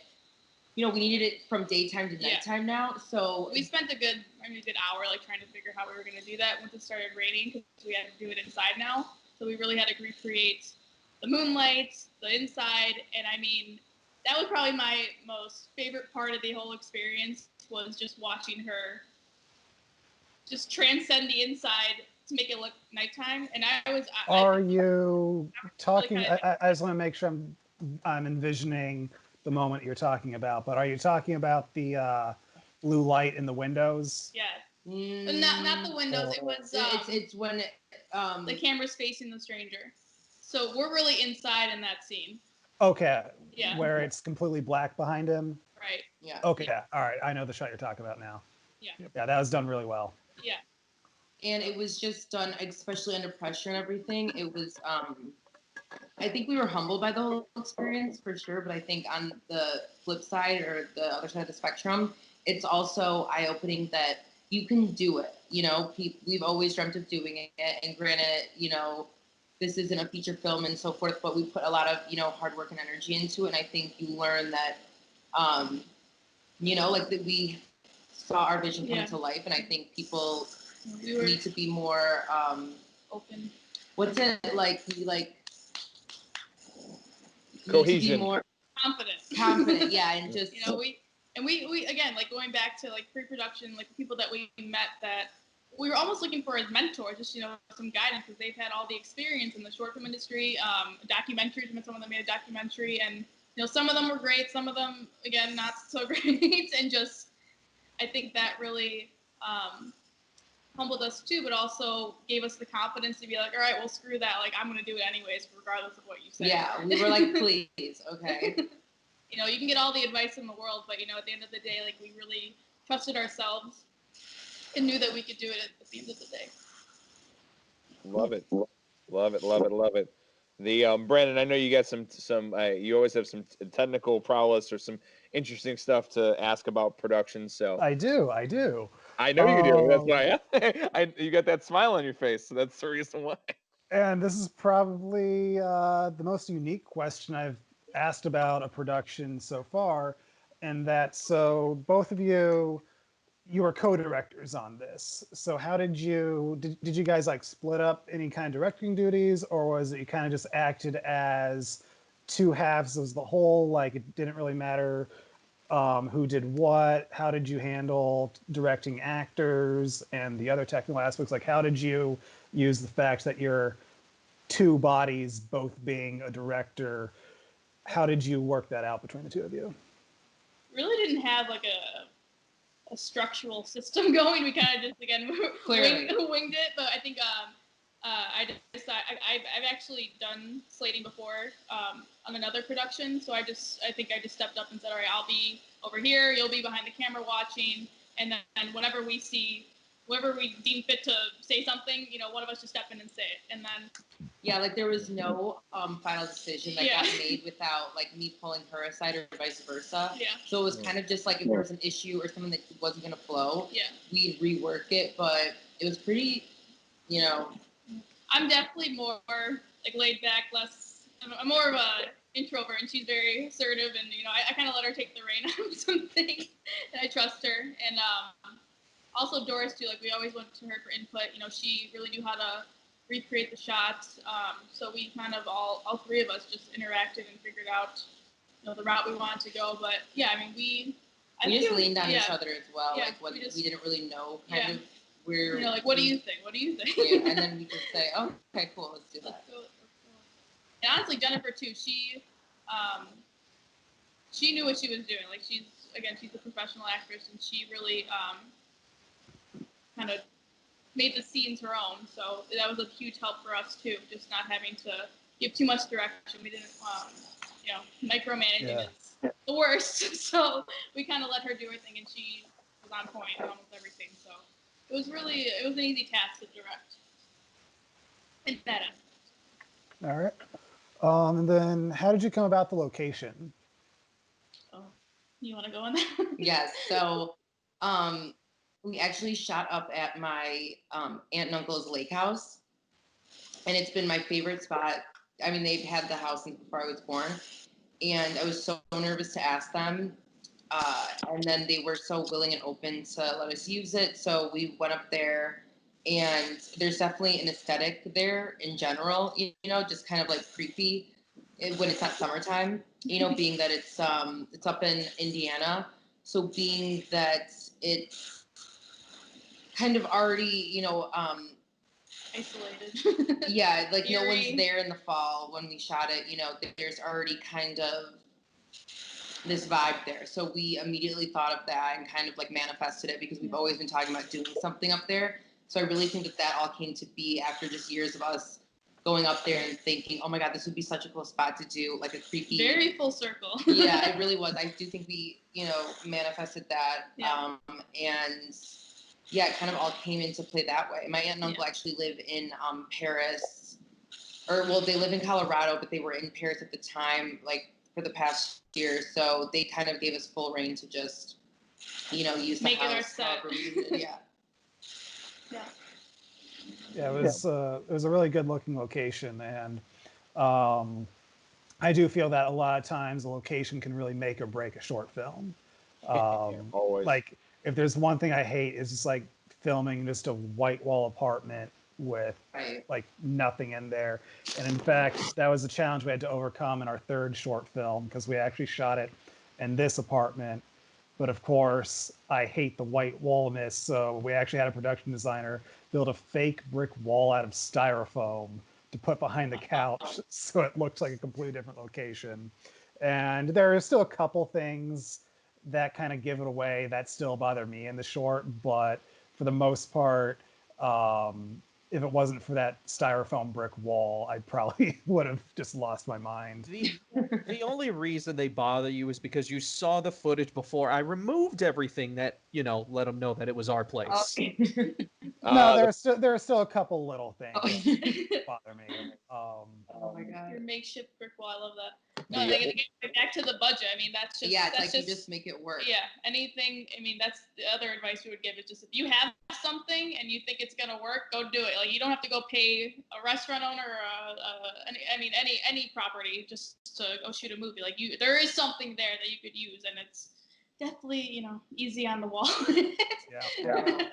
And we were so grateful to her aunt and uncle for letting us even do that. I mean, everything just came together so perfectly for us. And how did the lighting work out on the location? Because it's not like you went for a super realistic look inside. It's you have these magentas, you have these very strong cyans. So that definitely had to take some rigging with the lights, especially with how widespread some of those colors were in some of those wider shots. So what kind of care or planning did you guys do with your DP to get it lit the way that it is, especially on a location that I'm sure meant a lot to you that you didn't want anything to happen to? Right. Right. Well, we kind of, again, why Doors was so great is we kind of just told her the vibe. We want the aesthetic. Yeah. God, what is it? Not Ready Player One. What is the one film that we really loved? I don't know. We basically sent her a film. I can't think of it now, but it was all of my Pinterest board. Like, I really loved the richness in color, and I wanted it to be very different than what I was seeing in short films.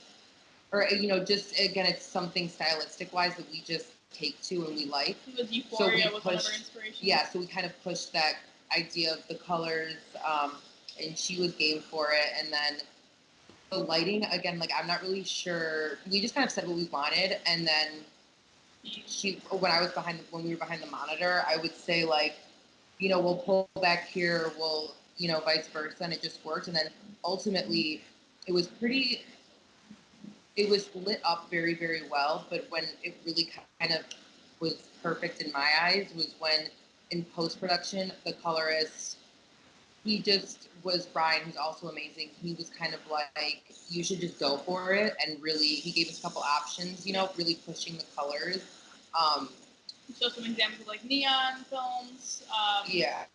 And he just said like if the color's already there, and if that's gonna be your aesthetic, like go for it. Because we just put it, and then we kept, again, I think this being our first film, every little detail was so important.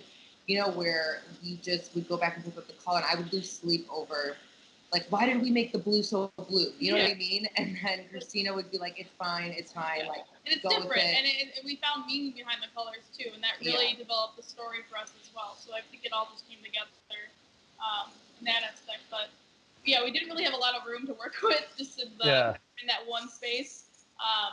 Well, and the outside, the exterior was very like hilly. Yeah. So the poor lighting team, everyone is so amazing. I just want to keep saying how like awesome everyone was. And it's pouring rain. Yeah, they've got all these lights. They've got like the U-Hauls, everything, and there's hills everywhere. So they have to like, move everything around in 2 seconds, and they somehow managed to just like make it all work. Yeah, without it getting in the shot. In my opinion, it looks amazing. Yeah, that kind of bled into one of my post-production questions a little bit about your work with the colorist. So I guess I'll kind of pick up with what your colorist brought to the film and how extreme the color is in the final film. About how extreme was the raw footage color-wise compared to what we see in the finished product? It was the blues and the magentas, those things were all very there. I think there's a moment where there's a hint of this very dark green In one of the scenes that's not very blatant, but those colors, everything was just heightened extremely much so. However, if you were to peel back all the things, sorry, there's kids screaming outside. If you Damn were kids. to if you were to peel that back, there would still be a very richness in color. I just think more outside is where we really went into depth. Oh my god, yeah, outside was we really had to it was, like. We should in the day. No, yeah, it was in the daytime. Oh yes, so we shot the B-roll of the outside scenes. All the exterior scenes were shot completely separate from production. Like we shot them on Madeline's Canon camera. Yeah. After the fact, when everyone went home. So and we were just like, again, Zach's probably like sitting back, rolling his eyes, like, of course they thought this. But we were totally like, okay, somehow they can make it look like night, I'm sure. So let's just get the shot. Yeah. At least. And then of course. Like again, we're thinking of things as we go. Like this is not we're like just get the shots, the shots, and we'll figure out like whatever. Yeah. And then were these the opening shots you're talking about? Opening shot is I'm in the car, Madeline's filming. Yes, and so we just were like going with it, which I honestly can. I just appreciate like at least the effort there, the candidness of it. Yes, but the shots where you see from a different perspective, looking into the house, without me saying too much, versus being inside the house. Those shots were all like outside, and you can almost kind of tell, I'm sure, as like an editor or like. But I think for story-wise, it works, and I think that was, most important for us. But I think that, again, back to color, that's where we really utilized Ryan's skills in making it turn the nighttime, and he did an amazing job. So props to Ryan for fixing that. Yes. Hey, Brandon, what did you say about the Grindhouse movies the last podcast? I said a lot of things. Sometimes, it doesn't need to be good. It just needs to be by Thursday. Yeah. Sometimes you just gotta get it done. Yeah. That's a bunch of examples from the movies that he's worked on for editing and coloring, and it's just amazing that some of these high production films, they're all shot in the daytime, and you really would never know. Yeah. So it's like, amazing. have you ever seen the Robert Downey Jr. Sherlock Holmes? Yeah. So there's a night scene in that they shot during the day, and they had the VFX team just completely composite out all the skies and everything and turn it to night that way. And then I was also recently listening to an interview with the DP of Knives Out, and there are a lot of scenes where it's like interiors, they would put hard gels in the windows. It's like 4 layers of gels in the window during broad daylight until it looked dark enough to pass for night. And then there are other exteriors where they would shoot both night for night and day for night and composite the two together in post-production. Like, there are so many methods of making it look like nighttime in that movie that it's freaking insane. It's a whole new appreciation after what actually goes into it. I mean, the ones that do the feature films, I'm like, how? I mean, we did this for 12 hours, like through the night. Well, and then you watch the Oscars and you think, oh, I just feel personally that like the directors or the actors get all the, credit, which rightfully, like, they don't deserve all the credit, but, that's a huge part of it. However, the cinematographers, the music, like all those things are such, I mean, like you can't go without. No. You know what I'm saying? And I feel like they don't. There is no movie without the cinematographer, honestly. And so we definitely have a new appreciation for that whole side of it. Oh yeah, most Disney movies wouldn't exist without their visual effects team. 100%. Right. You sound a little bitter there, Zach. Yeah. This has nothing to do with Star Wars.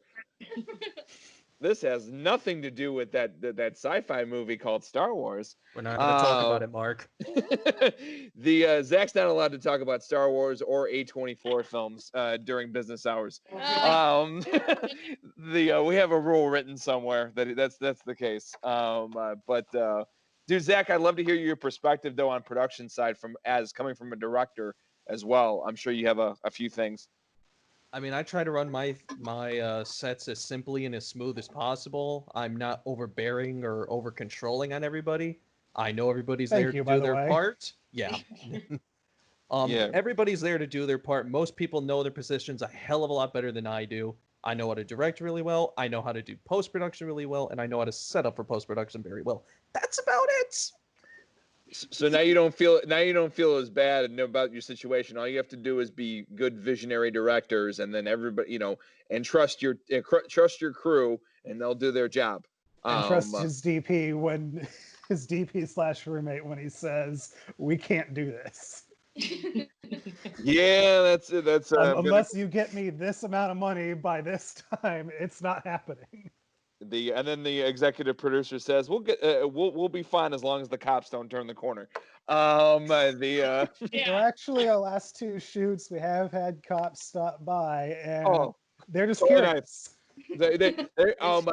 Which leads me to the next question and everything else. I know I won't give away anything in the plot, but there is a shot that is not in the cabin. In that particular shot, did you have a permit, or did you get any kind of stuff from the city? Oh, I see those faces. Well, we were lucky that the house was so far into the neighborhood, but we actually shot that scene at like 5, 6 in the morning. We were all on private property until it was. And it was what was it? I think it was a Thursday, and like everyone's leaving, going to work, or just leaving town. So they were like, "What the hell's going on?" So we had to do a lot of running back and forth to move some things so we can get out of the way. But no, I mean, we didn't have any issues with. All the neighbors came out and like wanted to like see what was going on, and they like kind of just like hung out. Yeah, we spoke to some neighbors ahead of time, like we're shooting a movie, and we had a plan. Like if the cops came, we were like, oh, it's just like a school project. We gotta get it done. Back in the student days, that student ID is your get out of jail free card 9 times out of 10. We had a whole backstory just in case, but no, I mean we were under the notion ask for forgiveness, not permission, and that's like how we roll. Yeah, love it. You should listen to our Grindhouse episode of this podcast when it goes up. That's a good way to look at things. I'm pretty sure if we didn't have those permits, we would have been screwed each time. I know it's like, we just know that if we didn't have them, they would ask for them. But since we had them, they didn't ask for them. They're just like, oh, you guys are shooting a movie. Cool. Yeah, but since we're shooting at like 2, 3, 4 a.m., I think, was it episode 2 or episode 3 where it's like the cops were clearly bored and got to the point where we had to tell them we got to get back to work. Episode 3 under the bridge. All right, so the shoot is actually underneath the red line up in Edgewater, and there's a Rogers Park, Mark. Rogers Park. Sorry, I keep saying that. On the left, there is literally a sidewalk. On the left side, street, a little medium with a bridge support in the middle. And you can hang out in that little bridge support, then the street, then the sidewalk. Our DP director, one of our actresses, and probably I think Jill was also in the middle there as well, are hanging out in the little medium, and a cop pulls up, and they have a conversation with each other while they're hanging out in this little bridge area, and they're blocking, no traffic is coming, but they're just hanging out in the middle of the street, just bullshitting about what we're up to. And then I think we finally had to go. All right, guys, we gotta get back to work. You guys gotta leave, man. We can't have you in the shot. I appreciate you, but we kind of gotta get out of here. I'm over here thinking to myself, like, oh my. Oh man, I love that. I love the logistics of like when things go haywire like that. Yeah. Or not haywire, but you know what I mean. The more Zach, go ahead, please. I was going to say, there was more than enough crap that happened on that set that was not planned for. Like somebody dying. That did happen. Zach, why don't you tell them about it? Wait, someone died? Yeah, so we're not set on up for set. Not on our set. No one's died on our set yet. Okay, so this is what happened. We're set up for the first shot. We're under the bridge. Our actress is supposed to turn the corner, walk, and then see the character who she's essentially interacting with the entire piece. I'm going to add a little something there, Zach. So the area we shot this in is literally right down the block from our apartment. And so since it was that close to us for like the 2 weeks leading up, we were able to do a lot of testing around the time that we would be filming. And whenever we did those tests, not a soul out. Or if there was anybody outside, it's like that one person every 10, 15 minutes. But it was just dead.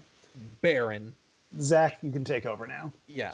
So we're getting ready. I call action. She turns the corner, and then followed behind her, you get a couple walking by, 3 cars zoom on by, and Some everybody bikes. just decides to come out of the woodwork. And it's like, where did these people come from? It Five was takes like they waited for Zach to call action. and 5 takes later, a fire truck and an ambulance pull down the block, and I see them pulling somebody out on a stretcher. I'm like, you got to be kidding me. All right, well, they're going to be here for a while. Let's go shoot scene 7 over at Giordano's. No, we would try to do scene 3 first, right outside of our apartment, but they were still flashing the lights, and it was traveling all the way to scene my 3. God. All And right, that's when we decided to do scene 7. but let me tell you something important, and as a piece of advice to both of you to prove a point. The even with that situation, Brandon and Zach, because unfortunately I was out of town for other reasons. Yeah. Shut up, Zach. Well, I'll get to that inside joke later. But they had planned this so well. We only went 15 minutes over on the back We end. were an hour and a half behind because of the ambulances and everything, but we finished 15 minutes after the scheduled wrap time. 30 And minutes. Wow. and the film gods gave us some stuff. Gave us one thing back. We were shooting a shot of the girl looking at her assailant, and the fucking wind blows perfectly. Yeah, the way Perfectly. the wind just danced I with her love hair at the exact moment she's supposed to be scared out of her mind. And I know we're not rolling sound, and I'm across the street and I'm watching this, and I'm like, Zach, you're seeing this, right? You're seeing this, right? And he's like, yep, I see it. Brandon, are you seeing this? Because you're the one who needs to see this right now. Wow, so awesome. So you are just very, very so basically your pre-production is just so organized, and that's what helped you. It has gotten Sure. that way. Essentially, each episode we become more thorough with our pre-production. Organized Yeah. we were. Sure, sure. Let's Yeah, go with like, yes.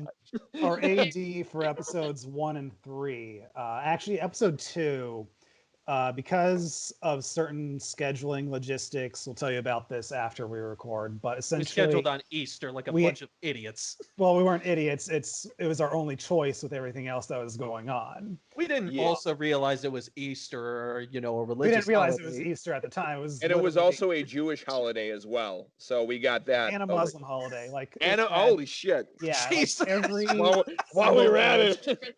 I don't know how it happened. Like every single religion had their holiday of that time period. Of that I'm pretty time sure it of was the a year. fucking full Yeah. moon too.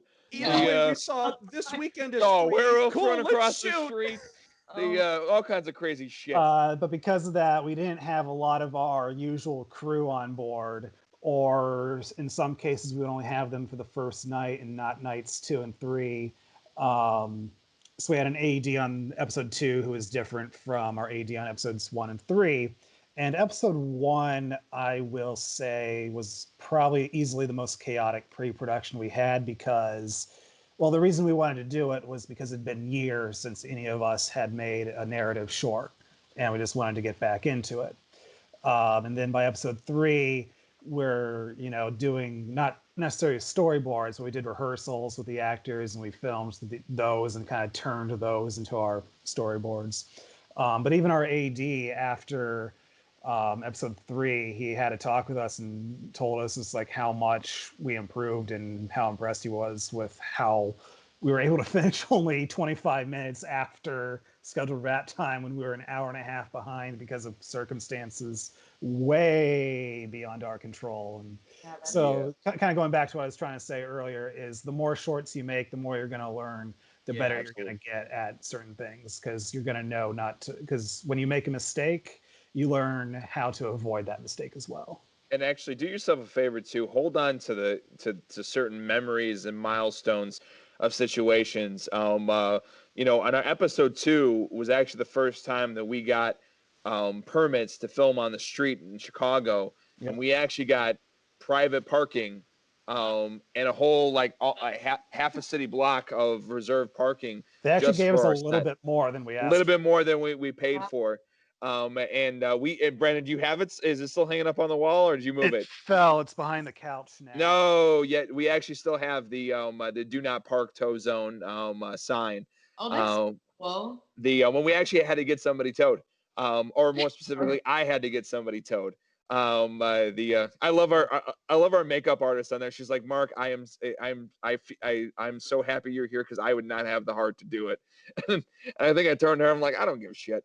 He was literally in the middle of our shot. In the middle of our If workspace. he was In the more middle of our backed up, workspace. it would have been fine. But it was literally because like we had to make the car look like it was in an The actual middle of the lane street. in the middle of the street. But because of logistics, we had him actually at just on the what do you Side of call the it? road. Side of the road. But we had to make the side of the road look like the middle of the street. And there was only one specific part where that part of that area that was convincing. And of course, he had to be parked right there in the exact portion of the street we needed. Yeah, of course. Whereas there was another guy who was technically parked in the area we had blocked off, but it was at the very end, and literally half of his car was in, half of his car was out. So we let him be like, okay, It was more like his nose was in, but it wasn't that big of a deal. But yeah, like I was saying, hold on to those moments, because they are important. They're important milestones. Because I don't know how Brandon felt because we were the first ones on set, but it was really fucking cool to. They had put it on the wrong side of the street, but and we had to rearrange it. But when we actually walked onto our little makeshift set, and then Zach was there as well. Like it actually felt like a real production. So definitely hang on to those moments. I agree with you. Yeah, and I appreciate you saying that because it's so true. Like, we didn't want to leave set the next morning. We had not slept in 3 days, but we were just running on adrenaline, and we just. It didn't really we were like though, fist bumping and like chest bumping, like we did it. We were so delirious after everyone wrapped up and went home, which they're nuts. They all drove home after. I'm like, you guys need to sleep here. I'm like, how are you awake? But no, I didn't really set into like, okay, we're doing this until everyone was there. Like we were ready to call action. Well, trying to call action.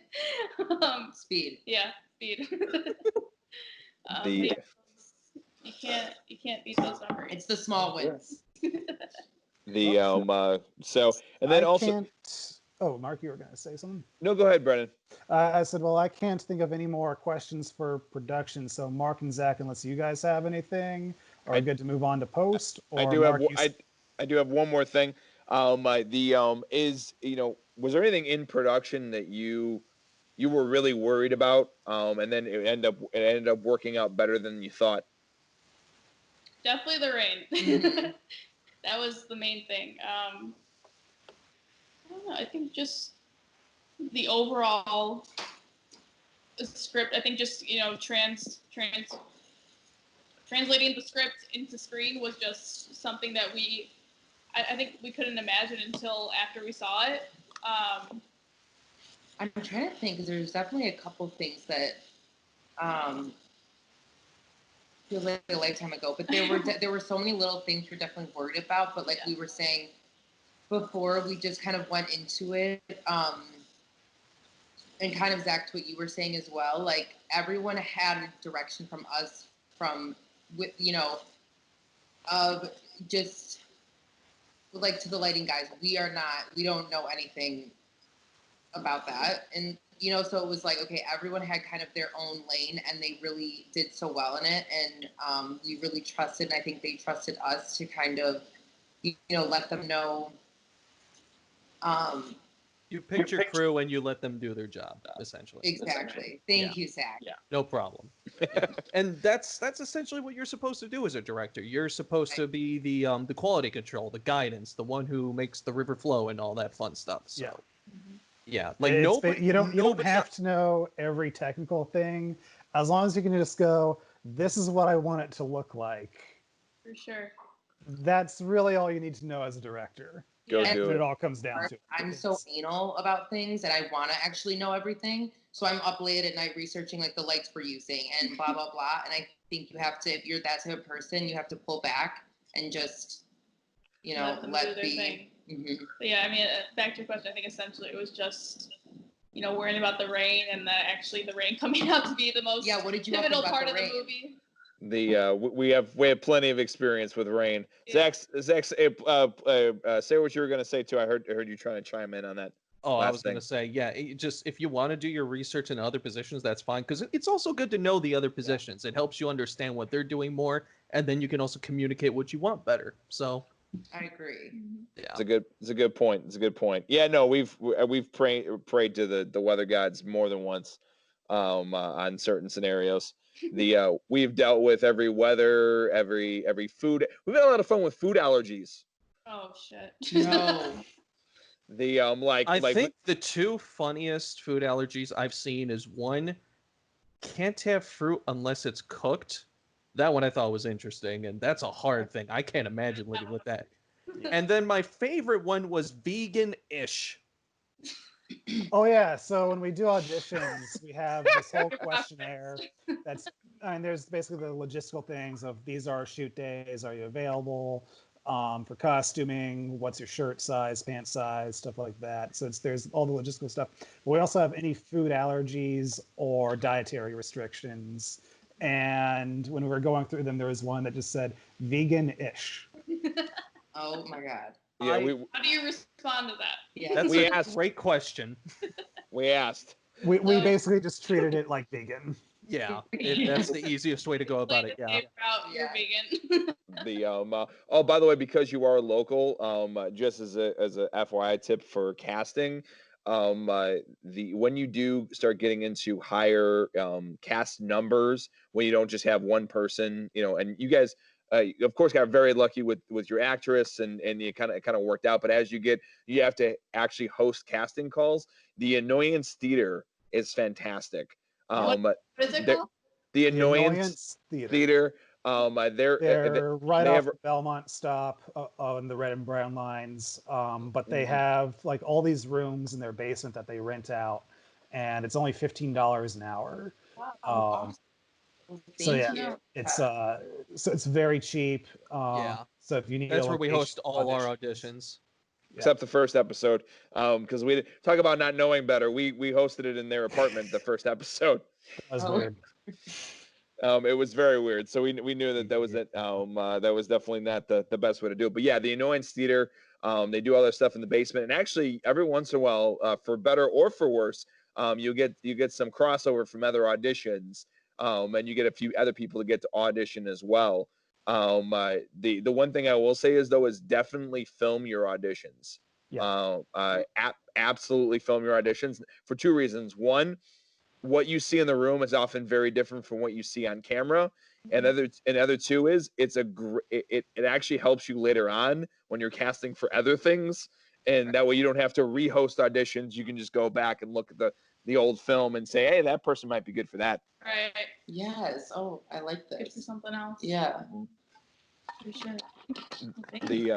So I know Zach and Brandon are gonna be awesome in post. I know very little about post, except observing things.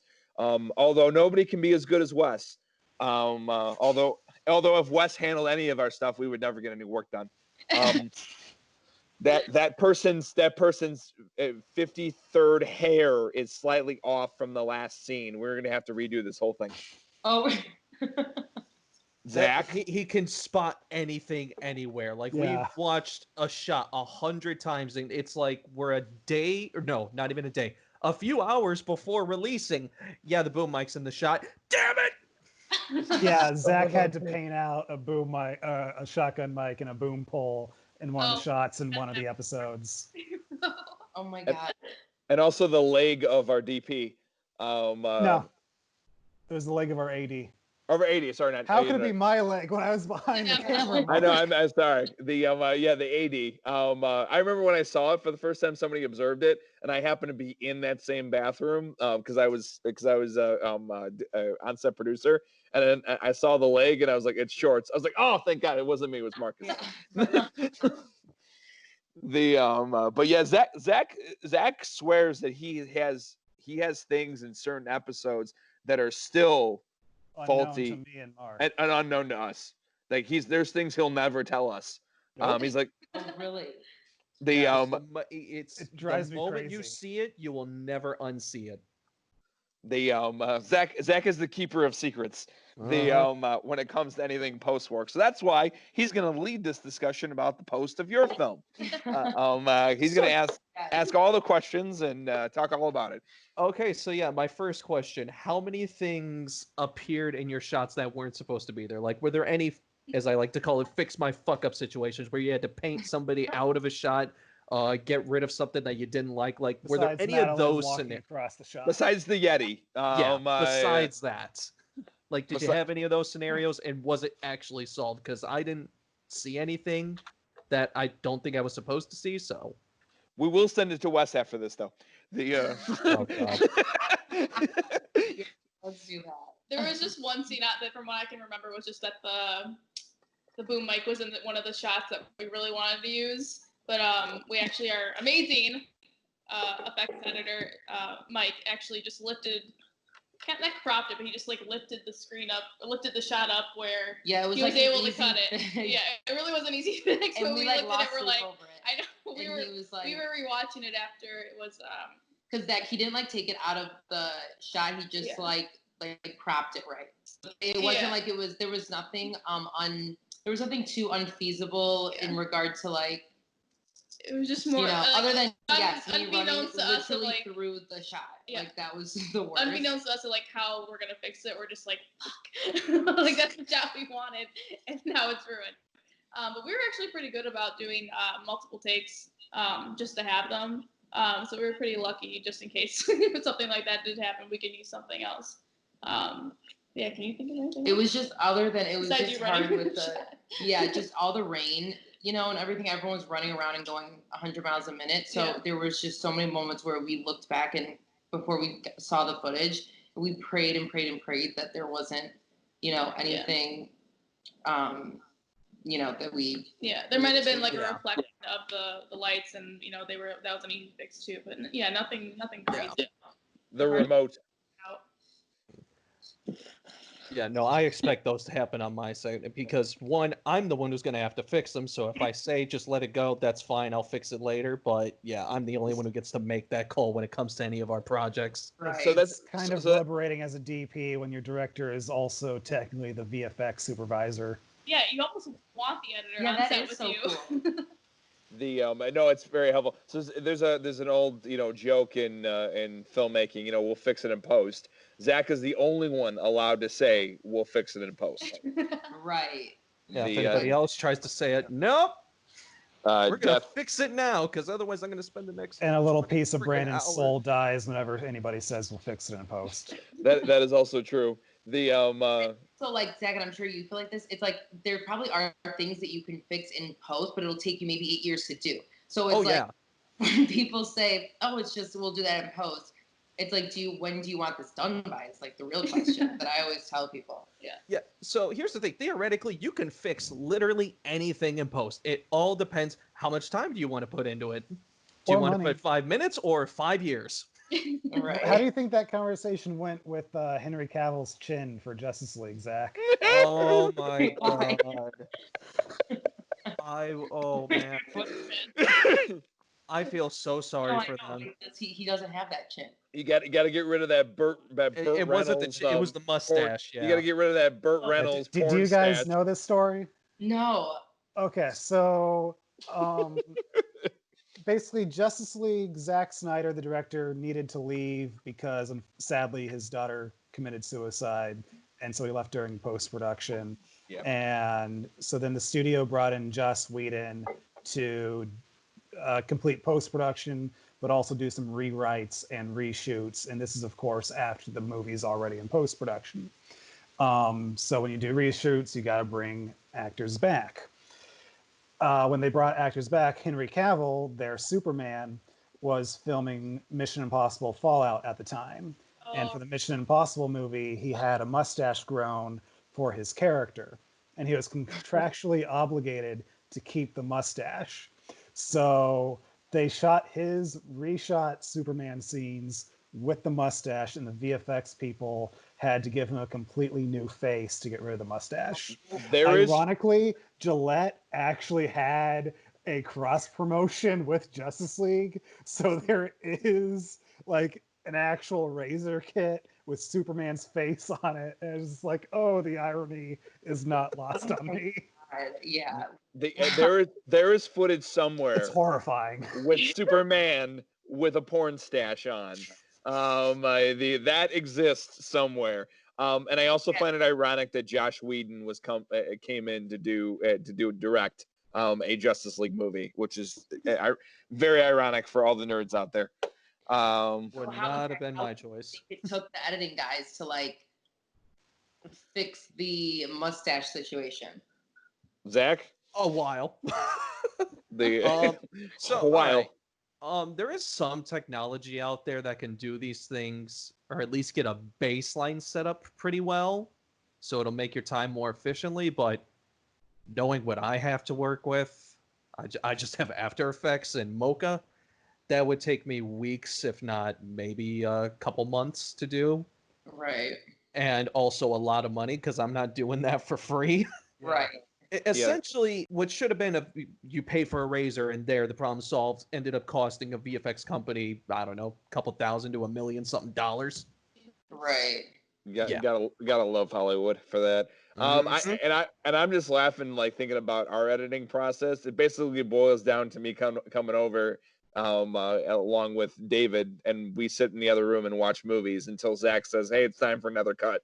And we go in there and we watch it. And every once in a while, we'll hear vulgarity coming from the other room. It's just son of a bitch. Yeah. They especially if we catch something too, with the video. He's like, "Oh, all right, go watch a movie. I'll call you guys in when I'm ready." I won't say the episode, but there was one little thing that I caught the night before release that we did not tell you about, Mark. This secret dies with me and Zach. Brandon, it never happened. I don't know what you're talking about. I already know what you're talking about. I already know what you're talking about. So, No, but I will don't. never share it. Even if I did share it, Zach would never admit it, so it's fine. It's fine. But it's always an interesting process. But I recommend, something funny though. I do recommend though how we do it, because every cut that we have, we're there to go and see it. So we literally wait until the cuts are done, and then we walk in the room. Zach leaves the room because he needs a break. But he's also tired of seeing the same footage. Brandon and I give new eyes to it. We'll take a look at different performances, different cuts, and then we'll say, "Hey, this is what we think," and then we leave. Yeah. Mm-hmm. So it's been a pretty successful process thus until this point. Yeah, exactly. It's good as an editor to get feedback, but also you want to be able to do it and have eyes not on top of you. Which was not the case for us. We were there the entire time. Yeah, I'm not a big fan of having people watch me edit. I can do it, but it does get annoying. It's just like, this is kind of weird. Just go away. I'll call you when it's ready. But it's also part of the reasons why I like being director and editor, because one, I could separate myself from the footage. It's like, okay, this makes sense. This makes sense. Get rid of this. This is stupid. Plus, I have 4 other guys to give me feedback. But yeah, I don't have to worry about somebody hovering over my shoulder, just being like, do this, do that, do this, do that. So yeah, being post and director is really nice. Oh yeah. What other questions do you have, or comments, concerns about post, Zach? So how did you guys get your audio set up? Because your audio sounded really good and all the sound effects were really spot on. Dang it, Zach, you took my question. Oh! I mean, here's the thing. There's a lot of short films or indie films you see, and the audio is the thing that usually kills the film, because it's like nobody took the care to put into it. But no, the care was put into this, and it sounded great. I know a few feature films that don't have that either. Uh-huh. Again, going into this, we got watching just multiple short films that even have won awards, and we're like, the audio is shit. Yeah. We're like, how? So I think we kind of made a pact saying, like, if we're gonna do this, we're gonna do this right. And audio, we really didn't know like what direction to go in and finding the audio people. So, and again, they fell into our lap, and they're called their company's called Mind Exchange Music. It's Donnie and Kelly are the best. Kelly was our sound tech on set, and then Donnie was music composer and sound designer, as well as Kelly.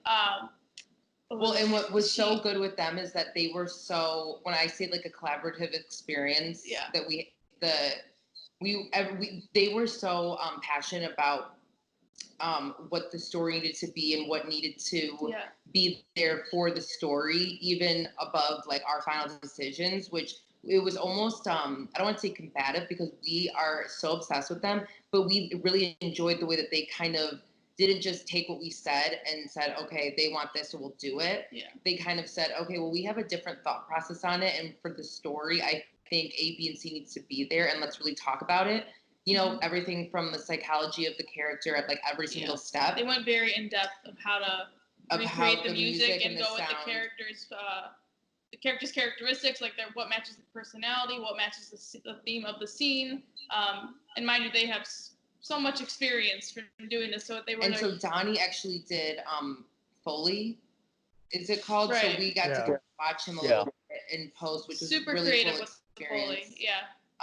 And he would, you know, kind of like recreate, even from, we would send him over. We really liked Mika. Have you ever seen Scarlett Johansson's in it? Under the Skin. Under the Skin. So our colorist actually introduced us to the score from Under the Skin from Mika Levi.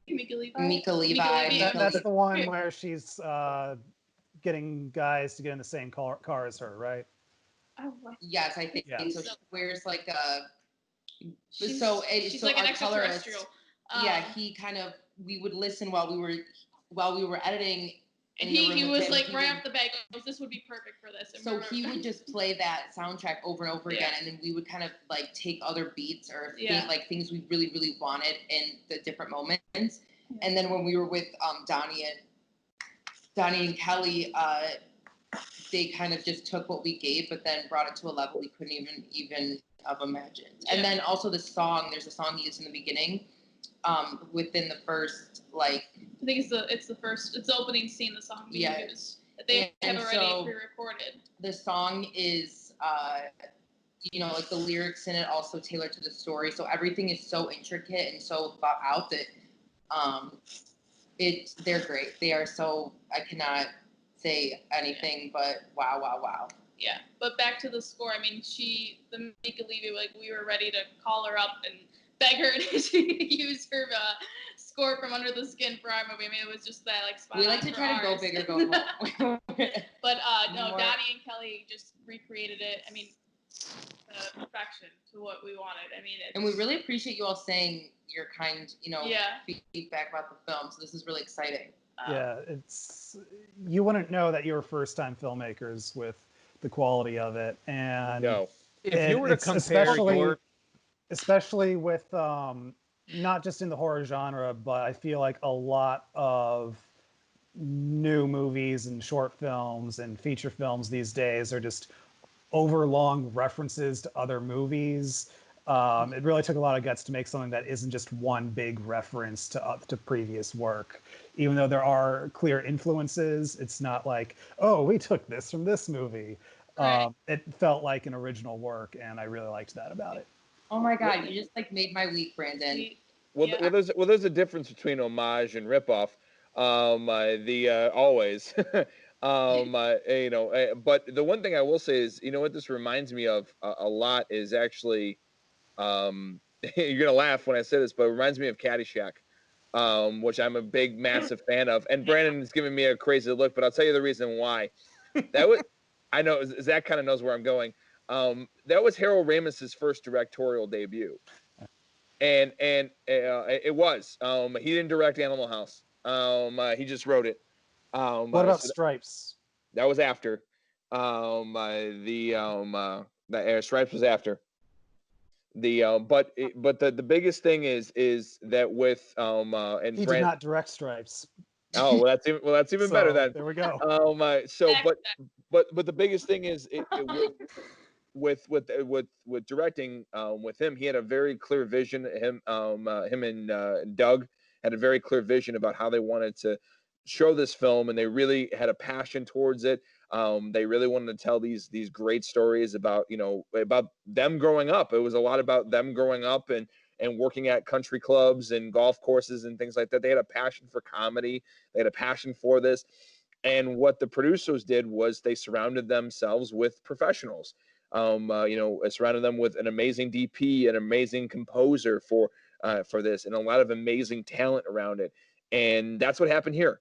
You get people that don't have as much experience, but have a clear passion and raw talent that is untapped just yet. And I can't wait to see what happens next.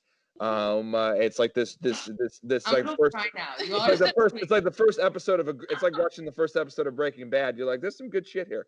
So Maybe a little bit. Love the reference. maybe a little bit, but we love you all. Oh my god. it's I really appreciate it's that. raw untapped talent that hasn't quite been fully tested, but your first debut was exactly what it was supposed to be. You surrounded yourself with professionals. You had a very strong and clear vision, and it came out. And you did the best thing you could do. And yes, if people don't watch this podcast and you don't tell them, you can, just like the whole thing with the Yeti, you can definitely get away with, yeah, we've done this before. We've definitely done this before.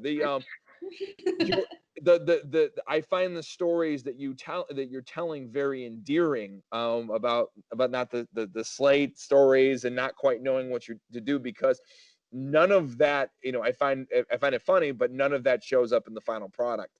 You not only do you have, like I said, that raw talent, but you strategically placed yourself around the best possible people you can place yourself around, which I truly believe that I've done with those gentlemen over there. And that's what this is all about. Any shortcomings that you have, go find somebody that does it better than you. Then that's what a leader does. That's what a director does. Right. Do what you do best and delegate the rest. Mm-hmm. Love it. Yes. So Appreciate that. Yeah, we so appreciate you all, and I really, really appreciate that. So thank you so much. Of course, Zach, you got anything for post? I know. I was gonna say, just to add on to that, if you compare this is your first film as filmmakers. If you compare your first to all of our first, night and day. Yeah, night and day. My first is in a vault somewhere that will never be seen by human civilization. We will find it. No, you won't. Shut up, Brandon. Tucked away.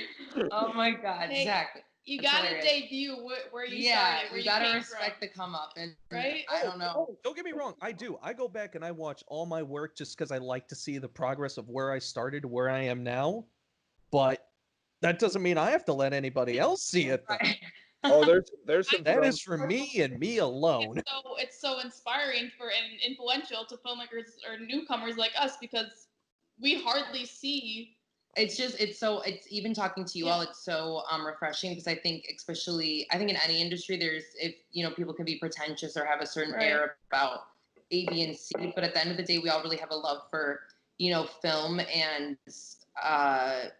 people just need to be more like transparent. Right. We're all doing the same thing here. I mean, there's everyone has a story. Everyone started at the bottom at some point. I don't care what they say, and it's just absolutely. It's just, I think, again, more filmmakers and people in general just need to talk more about where they came from, how they started. Just for newcomers like us, we want to know your story too. It's humbling, and Absolutely. I started off in high school, actually not even high school, 8th grade. I got a camera that I was going to use for a field trip, met up with my buddies. Let's film something. Okay. Oh my God, we thought this was good. There's some movies that I filmed with. Zach was making his VFX with Microsoft Paint. Oh, yeah. It's so funny. I started off with Paint. The one thing I will say too is, there's some movies that I made in back in middle school that will never see the light of day, and thank God that they've been deleted from YouTube. And there's some movies that those two guys have seen that they'll never let me forget. No. They've seen me at the top of my game, and then they've seen they've seen a situation where it doesn't matter how well I acted, it just would have turned out bad. You know what? It's always nice to be pulled aside and say, yeah, you were the only reason why that was even remotely enjoyable. One other I, actor were the only two, like, yeah. remotely enjoyable for that situation. But you know that. Between the three of you, Yeah. it's like Oh, so awesome. you know what? And the one thing I would say is, and I've said this a lot, and if you go back when this actually does post and you listen to it again, you'll catch a lot of times where I tell Brandon or Zach, said, "Doesn't that sound familiar? Doesn't that sound familiar? Doesn't that Yeah. sound familiar?" So so just so you know, you're heading in the right direction because we're on the same direction. Yeah, you're right there. You're right there. You're exactly where you need to be heading. So it's definitely the right moves. It really is. Because we do the same shit and we have the same attitude towards it. And that's why I've thoroughly enjoyed this podcast because you think the same that we think. This has been the So- longest I've talked to someone in like maybe like 9 months. You were like the first new faces that I've seen I in know, the this last is 3 so months. Oh my I'm god. I'm glad. I'm glad. So, gentlemen, do you have anything else on post? Zach, do you have anything on post before I get to my little thing? Trying to think. No, I can't think of anything else. So visual effects, editing, color, yeah, yeah, audio, yeah. That's just about everything I could think of. B man. I don't have anything for post. Mark, what's the next thing you're going to bring up? Because I'm wondering if the next thing I have to say should go first or if yours should go first. It should definitely be yours because it's question of the podcast. Question of the podcast. Okay, so I'm going first. Yeah.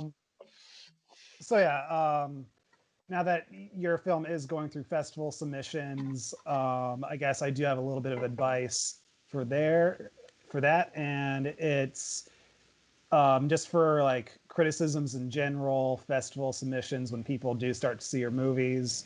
Even if somebody like a critic tries to make something personal or another filmmaker tries to make something personal, never take any of that stuff personally, because different people will see different things in your film and give you negative feedback that has nothing to do with the actual film.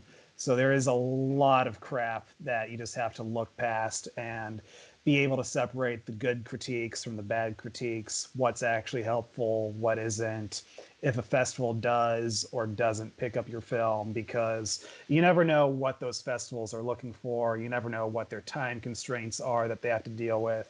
It's literally like applying for college all over again. Yeah, like your film is 7 minutes long, and it may come down to, well, we have this block to fill. We only have 6 minutes left. There's an inferior 6 minute film and a superior 7 minute film, but we have to go with the 6 minute one because it fits the time constraint we have. Stuff like that happens all the time. People criticize films for weird reasons that you would never think. Oh yeah. Like I experienced that myself with our last episode of Living Nightmares, where it's like there are a lot of people saying that there are a lot of comments I saw that was like, oh, it's not that stylistic, but it's like we're going for realism, so we can't really have like zoom camera and all this. So it's like you never know if an audience or anybody will take what your intentions are. So really, at the end of the day, it's if, as long as you know that you did everything you could to bring your vision to the screen, at the end of the day, that's better than any award or anything that you can get. Because how many people actually start doing something and how many actually finish it? And you guys actually finished it, and that's Yeah. something that should be celebrated no matter what happens. Yeah. You Hopefully, did you it. guys win some awards. You did it. And also Zach will definitely back me up in this, and Brandon a little bit. Not only is there time constraints, there's always politics and genres involvements, and and somebody saying, well, we already have one of those, we need another one of these. So there's plenty of that going on too. So don't take that don't take that in either. Just let that, different folks, different strokes, screen door, let it go. But I will say though, if any place that you can have it screened, is always awesome. And then also, if you can go go to, even if you don't get picked up for them, try to go there and you meet a bunch of people if you go back and look at our podcasts, like there's a bunch of people we interviewed that we never would have met had we not gone to some of these horror conventions, some of these other fests, a lot of these things that we would have never met. We would have never met Rob if you guys didn't go to New Jersey. Yeah.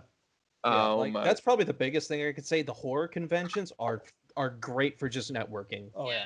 We never would have met James without the horror convention too. We never would have met a lot of people without those horror conventions. So yeah, horror conventions and film festivals are absolutely one of the best places to go. Yeah.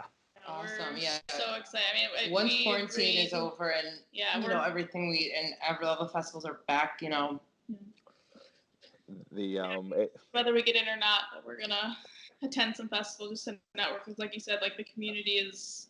Yeah, just to meet people like none. you all and that we can like talk to is so fun. Just network as much as we can. Yeah. Flashback weekend, which I don't know if that's being pushed back yet or not, but I know its original dates this year were going to be last weekend of July. Last weekend of July. First weekend of August. That's a really fun one. That's not a film festival. That's an actual horror convention right outside Chicago in one of the suburbs, I think. That's a really fun one to go to. Yeah, would you tell us, there was another date or there was something else you told us about that I wanted to think about, but like any dates or events, in the area you can think of, we would love to attend or maybe virtually attend. Yeah. So a quick note right now. So Flashback Weekend is still happening, supposedly, July 31st through August 2nd. And the Green Goblin skull from Maximum Overdrive is going to be there with the truck. Yeah, just quick side note. Please don't let this quarantine cancel this event. Yeah. But that's just a side note. That's just a side note. Zach, did you guys get the meme I sent you guys last night? Yes, we did. It was what else can go wrong this year? June 2020, and then there's a picture of the Maximum Overdrive truck. You were wrong by a month. All right. So two things before I get to this. Three things real quick. The one, there is a professional wrestler that looks an awful lot like me. So this is the reason why I wasn't involved in the pre-production for the reason why I wasn't involved in the pre-production for episode 3 is because I got a brand new job and I had to go down to Dallas for training. Somehow one of our good friends found a video of this particular wrestler and then posted it to all of our social medias and said, "Oh, this is what Mark's really doing." So I don't know this guy's name, but I will. I found the video earlier. I don't remember the guy's name. Brandon will have to find it, or I'll find it and I'll send it to you. Zach, I'm just gonna say, in addition to the Green Goblin head from Maximum Overdrive, they also have the Phantasm car and Christine this year. Yeah, but the Green Goblin one is definitely the most important one of all those for particular reasons. Now let's lead me to the second point.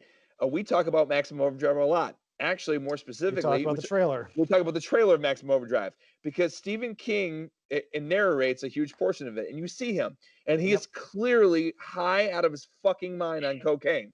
And actually, Brandon, if you want to share the documentary that you funded, which is a documentary that you recommend quite a bit. What's the name of that? Not only do I recommend it, my name's in the credits as a Kickstarter backer. There's a 4-hour documentary about 1980s horror movies called In Search of Darkness. It's really good. It is really good. Very, very good documentary. It is very comprehensive. Goes through every year from 1980 all the way to 89. But the year they get to Maximum Overdrive, the first person talking about it is Brian Usna, who's probably most famous for producing Reanimator and From Beyond. But he also directed Return of the Living Dead 3, and one of my favorites, Society, which Mark will talk about momentarily. But basically, the first thing he has to say about Maximum Overdrive is, this is what it looks like when the making of a movie is fueled entirely by 80s cocaine. Steven, he has admitted several times that he doesn't remember parts of filming that movie. He directed. It was his first. I think it was his directorial debut. First and only. First It and was his first and only only. directorial debut. There's portions he Well, I doesn't only have one remember debut, because he was so high on coke that he doesn't remember portions of filming. Oh. This particular documentary or this particular film. So it's one of those things we often talk about. We also talk about American Psycho a lot because Zach initially said he hated that film, and then He we still found out says he hates it. He won't admit he loves it. he loves it. The Zach, do you need to return some videotapes? You Zach, know what? you are such a closeted American Psycho fan. It's not even funny. Do you like Huey Lewis in the News, Zach? Have you seen that movie American Psycho with Christian Bale? If you have not, please see it. It's on your list to do. Right after you've seen American Psycho, right? Oh, Yes, for sure. we've seen it. Yeah. Okay, good. I want to make sure. Bale at his best. Come Yeah, on. at his absolute best. It is truly amazing, and I'll never hear Hip to Be Square the same way ever again. Oh my God. I was a Huey Lewis fan before. My head, yeah. I was a Huey Lewis fan before that. I still am. I was a fan from Back to the Future, but it definitely made me even more of a fan. So Brian Hughes directed a movie called Society. Brandon is responsible for my introduction to Society. It is basically the horror equivalent of Two Girls, One Cup. You show it to your friends to watch their reactions of this movie. I see. This is about a secret society of rich people Or that just rich people. are just rich people that literally suck the life out of human beings, out of poor people. And when I mean suck the life out of them, means they literally transform into some type of blob and then absorb them. It is an experience like no other. And it is highly sexualized. There is a lot of incest. Don't spoil too much. A lot of stuff. Zach, Society is a movie where it doesn't matter how much you describe. Oh, I can describe it for days, and you If need you've to never see it. seen it, your mind can't comprehend what's being explained to you. The best way I could say you should go through this movie is one of you should watch it and then show it to the other. Whoever likes the gore more, you watch it first and then show it. Show it to your sister. Oh, Don't show it to your talk to sister. you again. She'll never speak to you again. Never speak to you again. Okay. Either she'll never speak to you again, or she'll become your new best friend. No, she'll hate me. The build-up for this is too much. I'm gonna watch this like right after we get off the phone. Just prepare yourself. And then I need you to go and and then after that I need you to go to episode 2 of the Nightmares podcast, but the body horror one. I go on about a 10-minute rant about it. And you will appreciate my rant once you've watched the film. Okay. But there's because I actually didn't see the whole movie when I first saw it. I saw the last 15 You walked minutes. in on me. And that literally is that's exactly what it felt like. It felt like walking in on somebody that shouldn't be watching something. I'm like, oh my God, what are you watching? I call it the holy fuck scene. Shunting. Because not only is it figuratively the holy fuck scene, it is literally the holy fuck scene. It is a giant PSA to not attend orgies. Don't do it. It's not good for you.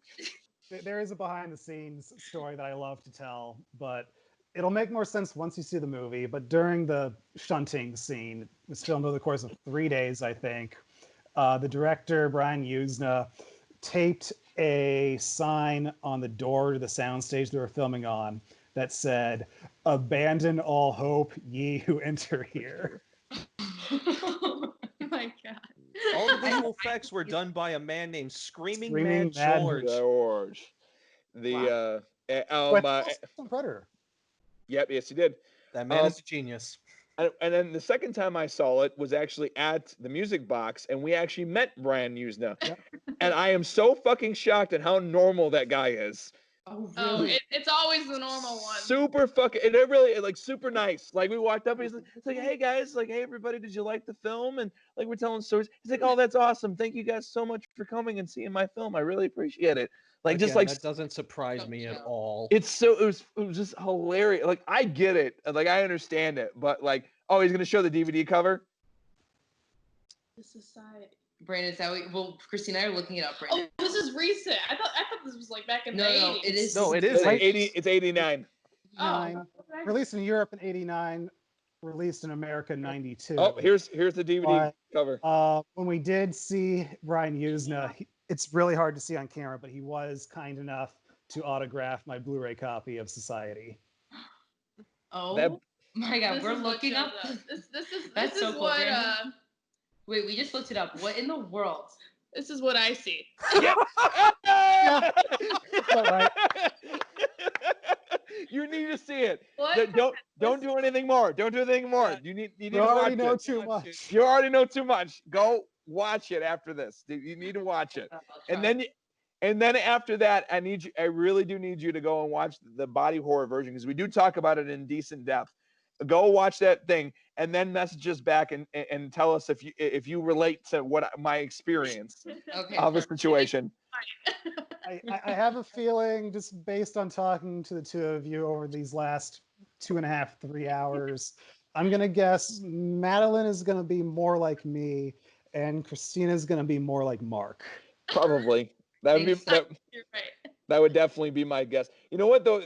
I will tell you this though. Seeing it at the Music Box was great, because Brandon had a great experience and great I had seats. the But best seat in the house. but I was next to a dear friend of mine, Vinny, who was on our last podcast. I've known him for better half of a decade, and he was the only person who had seen Society previous to Brandon mentioning it. I didn't even hear about this film until this, so he already knew about it. But he knows of this. Him and Brandon think the same way. It's On knowing, kind of scary how similar we are. actually, it's scary how similar they are, and it's scary how much Brandon and I think the same thoughts. I got you. But One big brain. we actually sat down and we were watching everybody in the audience, and he said, "Hey, dude, let's see if we can figure out who's the person that's already seen it and who's the person that invited the person to see it." Yeah. And we saw like a bunch of like regular soccer moms, like just like being brought in by a bunch of their friends, and I'm like, they have no idea what they're in for at all. You're like making that face like. Oh my God, I cannot wait to watch this All film. right, Zach, you got to tell the West story real quick. All right. And So then- the first time I saw it was with my buddy Wes, and we came over to Brandon's for Halloween, and we're just like, all right, let's watch a movie. Pick one out. We don't give a damn. All right, cool. You're such a son of a bitch, Brendan. Hey, And they told me pick anything. all right, so we're watching it, and it's like 10 minutes into the film. The brother's walking around. It's the middle of the night in the mansion or whatever. His sister catches him, and she's staring at him. And then Wes comes out of nowhere, and he's just like, yo, she's giving him the fuck me eyes. like the legit like Nala from the Lion King, fuck me eyes. Oh. The As Oh my as the movie progresses, Wes just continues to get more and more just like, yo, this shit is not cool. What the fuck is happening? The family wants to fuck each other. What the fuck? it's like being And then he trapped in gets a to- roller coaster that you don't want to be on. Yeah. Oh my God. And then This it gets to film the is so intense. I'm sleeping here and there. We're watching. Yeah, I know. it gets to the final bit, and he just completely loses his fucking mind, and it's the greatest thing in the world. Which is why I am going to say, if you really want the greatest experience, Madeline, watch it first alone, then bring Christine, and bring your sister to have the proper Wes Oh, I experience. see what you're saying. Oh, It will God. be hysterical. Like You already know what's happening. like I said, it's the horror equivalent of Two Girls, One Cup. It is exactly that. It's designed to show to your friends and watch And them I freak the love the fuck out. shock value. Designed I to love torture shock your value. friends. The torture your friends, you know, and like and Brandon has Brandon has gotten, like, Society is great for what it is. Night of the Creeps is great. He only lost me on TerrorVision. That's the only film he ever lost me on. Dude, yeah, I'm sorry, man. You're not gonna win that one. I'm not the only one that likes it. Like, nearly every guest we've met who has seen TerrorVision is on my side. It's a really bad 80s horror movie. But yeah, those are the movies that we talk about. Oh, and then also too, if you talk, I wanted to bring this up. If you get a chance, go and watch. We have a guy named James Azera on, That's and real. Asriel, sorry, James. He has a non-for-profit that he actually collects and in some cases restores old movie props, costumes. He's a conservated kind of guy. He does that.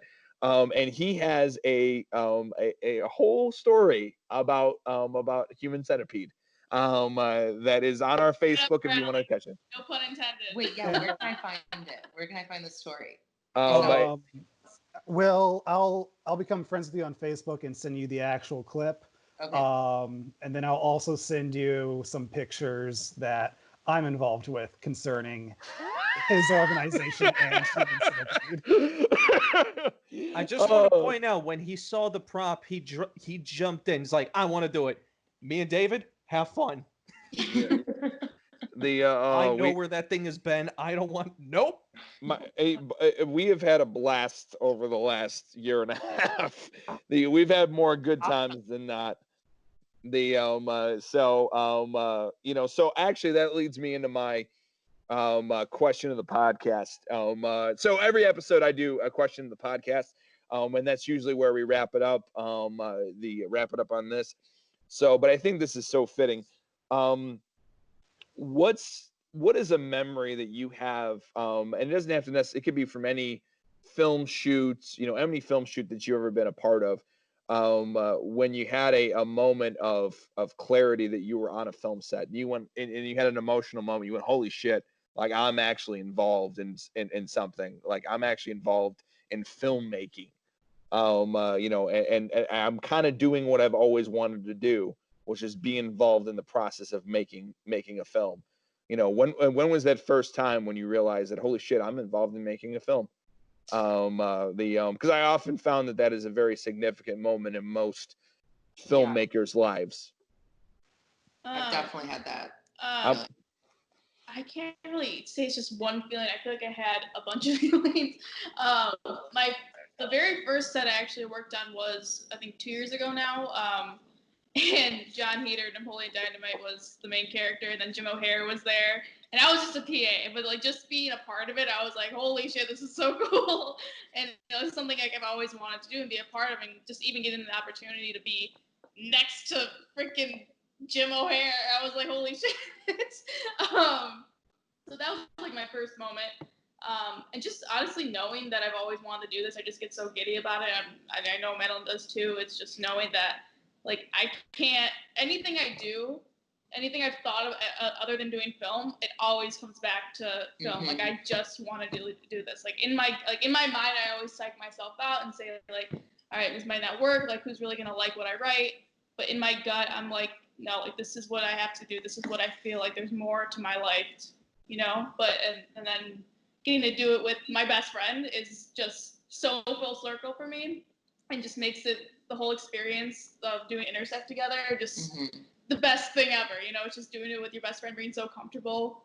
And so, yeah, that was really, I think at the end of it, we're just like, let's go to sleep. And then, and then let's wake up and fucking celebrate. Yeah, and like go with champagne. Yeah. But yeah, no, mine was just when we were on set, and it was, you're so exhausted, and then you like take a step back. And I think we just had like a coffee break or something. And I went upstairs like by myself just to like take a breath. And I was just like, this is so, so cool. And I was so thankful and so happy the way everything turned out.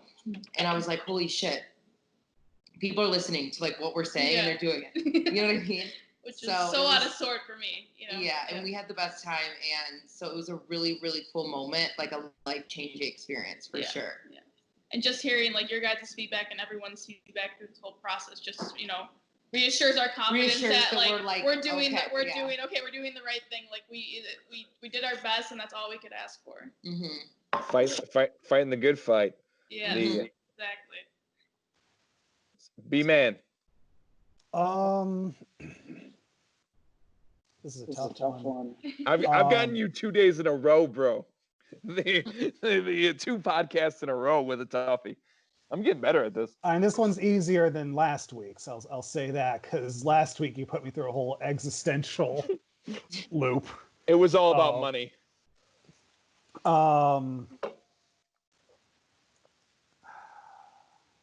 Like, I want to say it was when I was filming my Watergate documentary, and there was a brief moment of just like, I'm actually at the Watergate filming a documentary, but since I was in charge of that one, I was just so chaos in my mind so much on that one that I don't feel like I really had the moment that you're looking for here, Mark. And then, of course, there is when we started filming the first episode of Living Nightmares, which there was that whole thing of being back, especially since I was away for a year and a half at sea and being welcomed back into narrative filmmaking. But to answer your actual question, I'm going to say it was actually the set we met on, which was the second half of Zach's senior project, because that was coming off of a time when I hadn't worked with anybody in years. Like the last time I worked on any kind of set was my documentary, but that was my own. And the last time I'd been invited onto somebody else's set was, I think, like right after graduating from college. So there was like a whole 1.5, 2 year gap before anybody even invited me onto a set. And so Zach's set is really the one that was sort of like the welcome back to being with people, because there are some unpleasant stories that happened before that. And so I was just really happy to be back into it after some not so great situations happened to me. So yeah, thank you, Zach. Absolutely. And Was Zach, that when you and I became friends, Zach? Or Probably. Did we? Okay.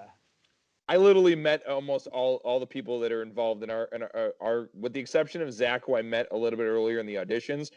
Everybody that's involved and our other partner David, Brandon, all the regular crew that we deal with on a regular basis with them, all met them at pretty much the exact same time on Zach's set. Wow. So so Zachamus Decimus, what's your answer, sir? So for me, it would probably be when I filmed my music video / dream sequence. It was the first time I'd ever actually went out and asked for help on my sets, because before that I was trying to be the one-man army that I so desperately wanted to be, because I hated asking for help. And after working on David and Marcus's set, I'm just like, all right, I know these people, let me ask them for help. And when it came down to actually shooting, it was like, holy shit, I have a crew. I have a cameraman, I have a lighting guy, I have my assistant director, who, thank God, because my shot list was fucking terrible. I had somebody who could do blood, guts, and gore visual effects, which at the end of the day turned out beautifully. And after putting it all together in post-production and watching the full thing, I'm like, I'm proud of this. I actually love it. This is great. This is amazing. And I still love that project to this day. And it was the first piece that I think it was my junior year in college, where I'm just like, all right, after a few years, I'm finally starting to get the hang of it. Cool. So yeah, I love that. Love it. So I I was guess still a postmaster by that point, but everything else I was pretty freaking terrible. So of course the so I guess it's my turn. This actually goes back to a tradition that I have. When I and this Zach and Brandon know this story, but I'm going to tell you both the story. When I was around, I don't know, 7 or 8, I had decided that I wanted to be an actor. I was actually at a friend's party, neighbor's party, and it was like a themed party area. Like they had like different rooms that did different themes. And back then it was 1997, so Jurassic Park, Lost World, Jurassic, archaeology, or digging up dinosaur bones, whatever that's called, was the hottest thing for all kids at that time. And they had a giant archaeological dig in the back, which I had zero interest in whatsoever. So I said, hey, I got to go to the bathroom. And the attendant let me go and everything else. But I went to the front, and there was a stage up there. And I walked up on stage, and I don't know, I probably said a few things and everything else to an empty bunch of little chairs. And I just walked around. I just felt comfortable up there. And it's still a tradition to this day. And I do it as an executive producer. I do it as an actor. But more importantly, as an actor, I walk the set. I walk the set. I show up a little bit early. I do it with theater, and I just feel comfortable. And I remember back to a time when I decided that this is what I want to do for the rest of my life. And that happened to me when and it turned out for better or for worse. It was a film that I was on. I was playing the lead villain. Zach and Brandon know what movie I'm talking about. But there's a whole outside exterior where they had built a whole camp and a tent and cabins, and they had built a whole exterior park. And I got there like maybe about 10 minutes early, and I got to walk around. I got to walk the set, and I realized, it's like, holy shit, I'm acting in a feature film. And that's, when that moment settled in, that I'm a part of something, which is pretty cool. Was a pretty cool thing. But it all stems back to me sneaking out of a birthday party to go walk on a stage, and realizing that this is where I want to be. You belong there. Oh my God, I have chills. That is so cool. And plus too, I was obsessed with. I figured out that I wanted to. I was really into Jurassic Park back then, but as a movie. So I used to pretend to be. I figured out, like, I was like, I want to be in Jurassic Park, and then I realized, like, oh wait a minute, no, I don't want to be in Jurassic Park because I could die, but I would love to pretend to be in Jurassic Park. And I told my dad that. My very Italian father said, yeah, that's called fucking acting, kid. Yeah. Here's what you gotta do. Brennan and Zach know my dad very, very well. Papa Conway. But yeah, he said, yeah, it's acting. And here's what you got to do. Here's the steps. We got to get you involved in theater and everything else, and then that's where this crazy thing started. It happens for a reason. That's awesome. Wow. So all right. So here's what we do. We go around the horn and we give any final thoughts. And then at the very end, we will have you both plug any of your social medias. But I like to keep those two things separate, just because final thoughts should be final thoughts, and then plugging your social media should be plugging your social media. So Zachamus Decimus, any final thoughts? Squirrels. Of course. That's always final thoughts. It's always this final thought. B-Man. Yeah, just kind of recap everything I said. Keep doing what you're doing. As long as you feel you're staying true to your vision when you make your short films, that's the best thing that any of us can do. And yeah, I think it was a very impressive short film. And we talked over email before this, and you had mentioned it was your first film. In talking to you during this podcast, I didn't realize how little experience you guys had going in. So Yeah. it just gives a whole new perspective. It's like, when you say it was your first, it's like, oh, you mean it was like your first, and that just makes it even more impressive. Brandon, are you shocked? Actually, the more I think about it, yeah, Like we no didn't really, like, talk education that much. experience. Everything was learned from I'm things we sure- looked up. Things Yeah, we watched. Brandon, I'm sure as we're talking, Brandon's probably sitting there texting them like, oh Jesus. What have we got ourselves into? Oh my Like, God. No film school or anything like that. Yeah, I mean, no. it's Nada. yeah. But Yeah, Yeah, good job. He's thinking about his student debt right now. Yeah. Yeah, And good everything- job. I can't wait for the next one, and I hope you guys stay within the horror genre. So, and then I'll say this too, is that, I said this in the last podcast. I said that you need dedication, hard work. You need that passion that drives you. and you both clearly have that. You both clearly want to do this because you know that you have to be in this. But there's something else important too, is that when it comes down in a creativity knife fight, in some circumstances, the thing that's going to push it a little bit over is talent. And is, in this case, is raw talent. And I have news for you. You both have it. Just in case nobody brought it, broke it to you. You both have raw talent, and the only thing that you're missing is time and experience. But that just comes with what it is, time. The Experience. and experience, yeah, exactly. Thanks for that, Brendan. He's always there. But the one thing I will say though too is that's what you have now, and you have dedication, hard work. You have this perfect concoction of both of those things.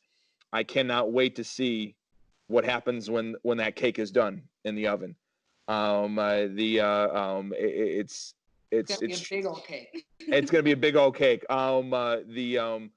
Stick with what you're doing. You're going in the right direction. Keep the hard work. Keep practicing. Keep doing things. Keep talking with people like us and even more people like that, and you will go extremely far. In whatever you want in life, because you have the talent to back it up. So and I say that in the most humbling way, because I had no idea that this was your first film. Actually, I'm sorry, I wouldn't have known had you told me. You kind of spoiled the surprise, but I would have believed it was your first. So keep driving, keep driving forward, and keep having that work ethic and that passion, because you already have the raw talent to back it up.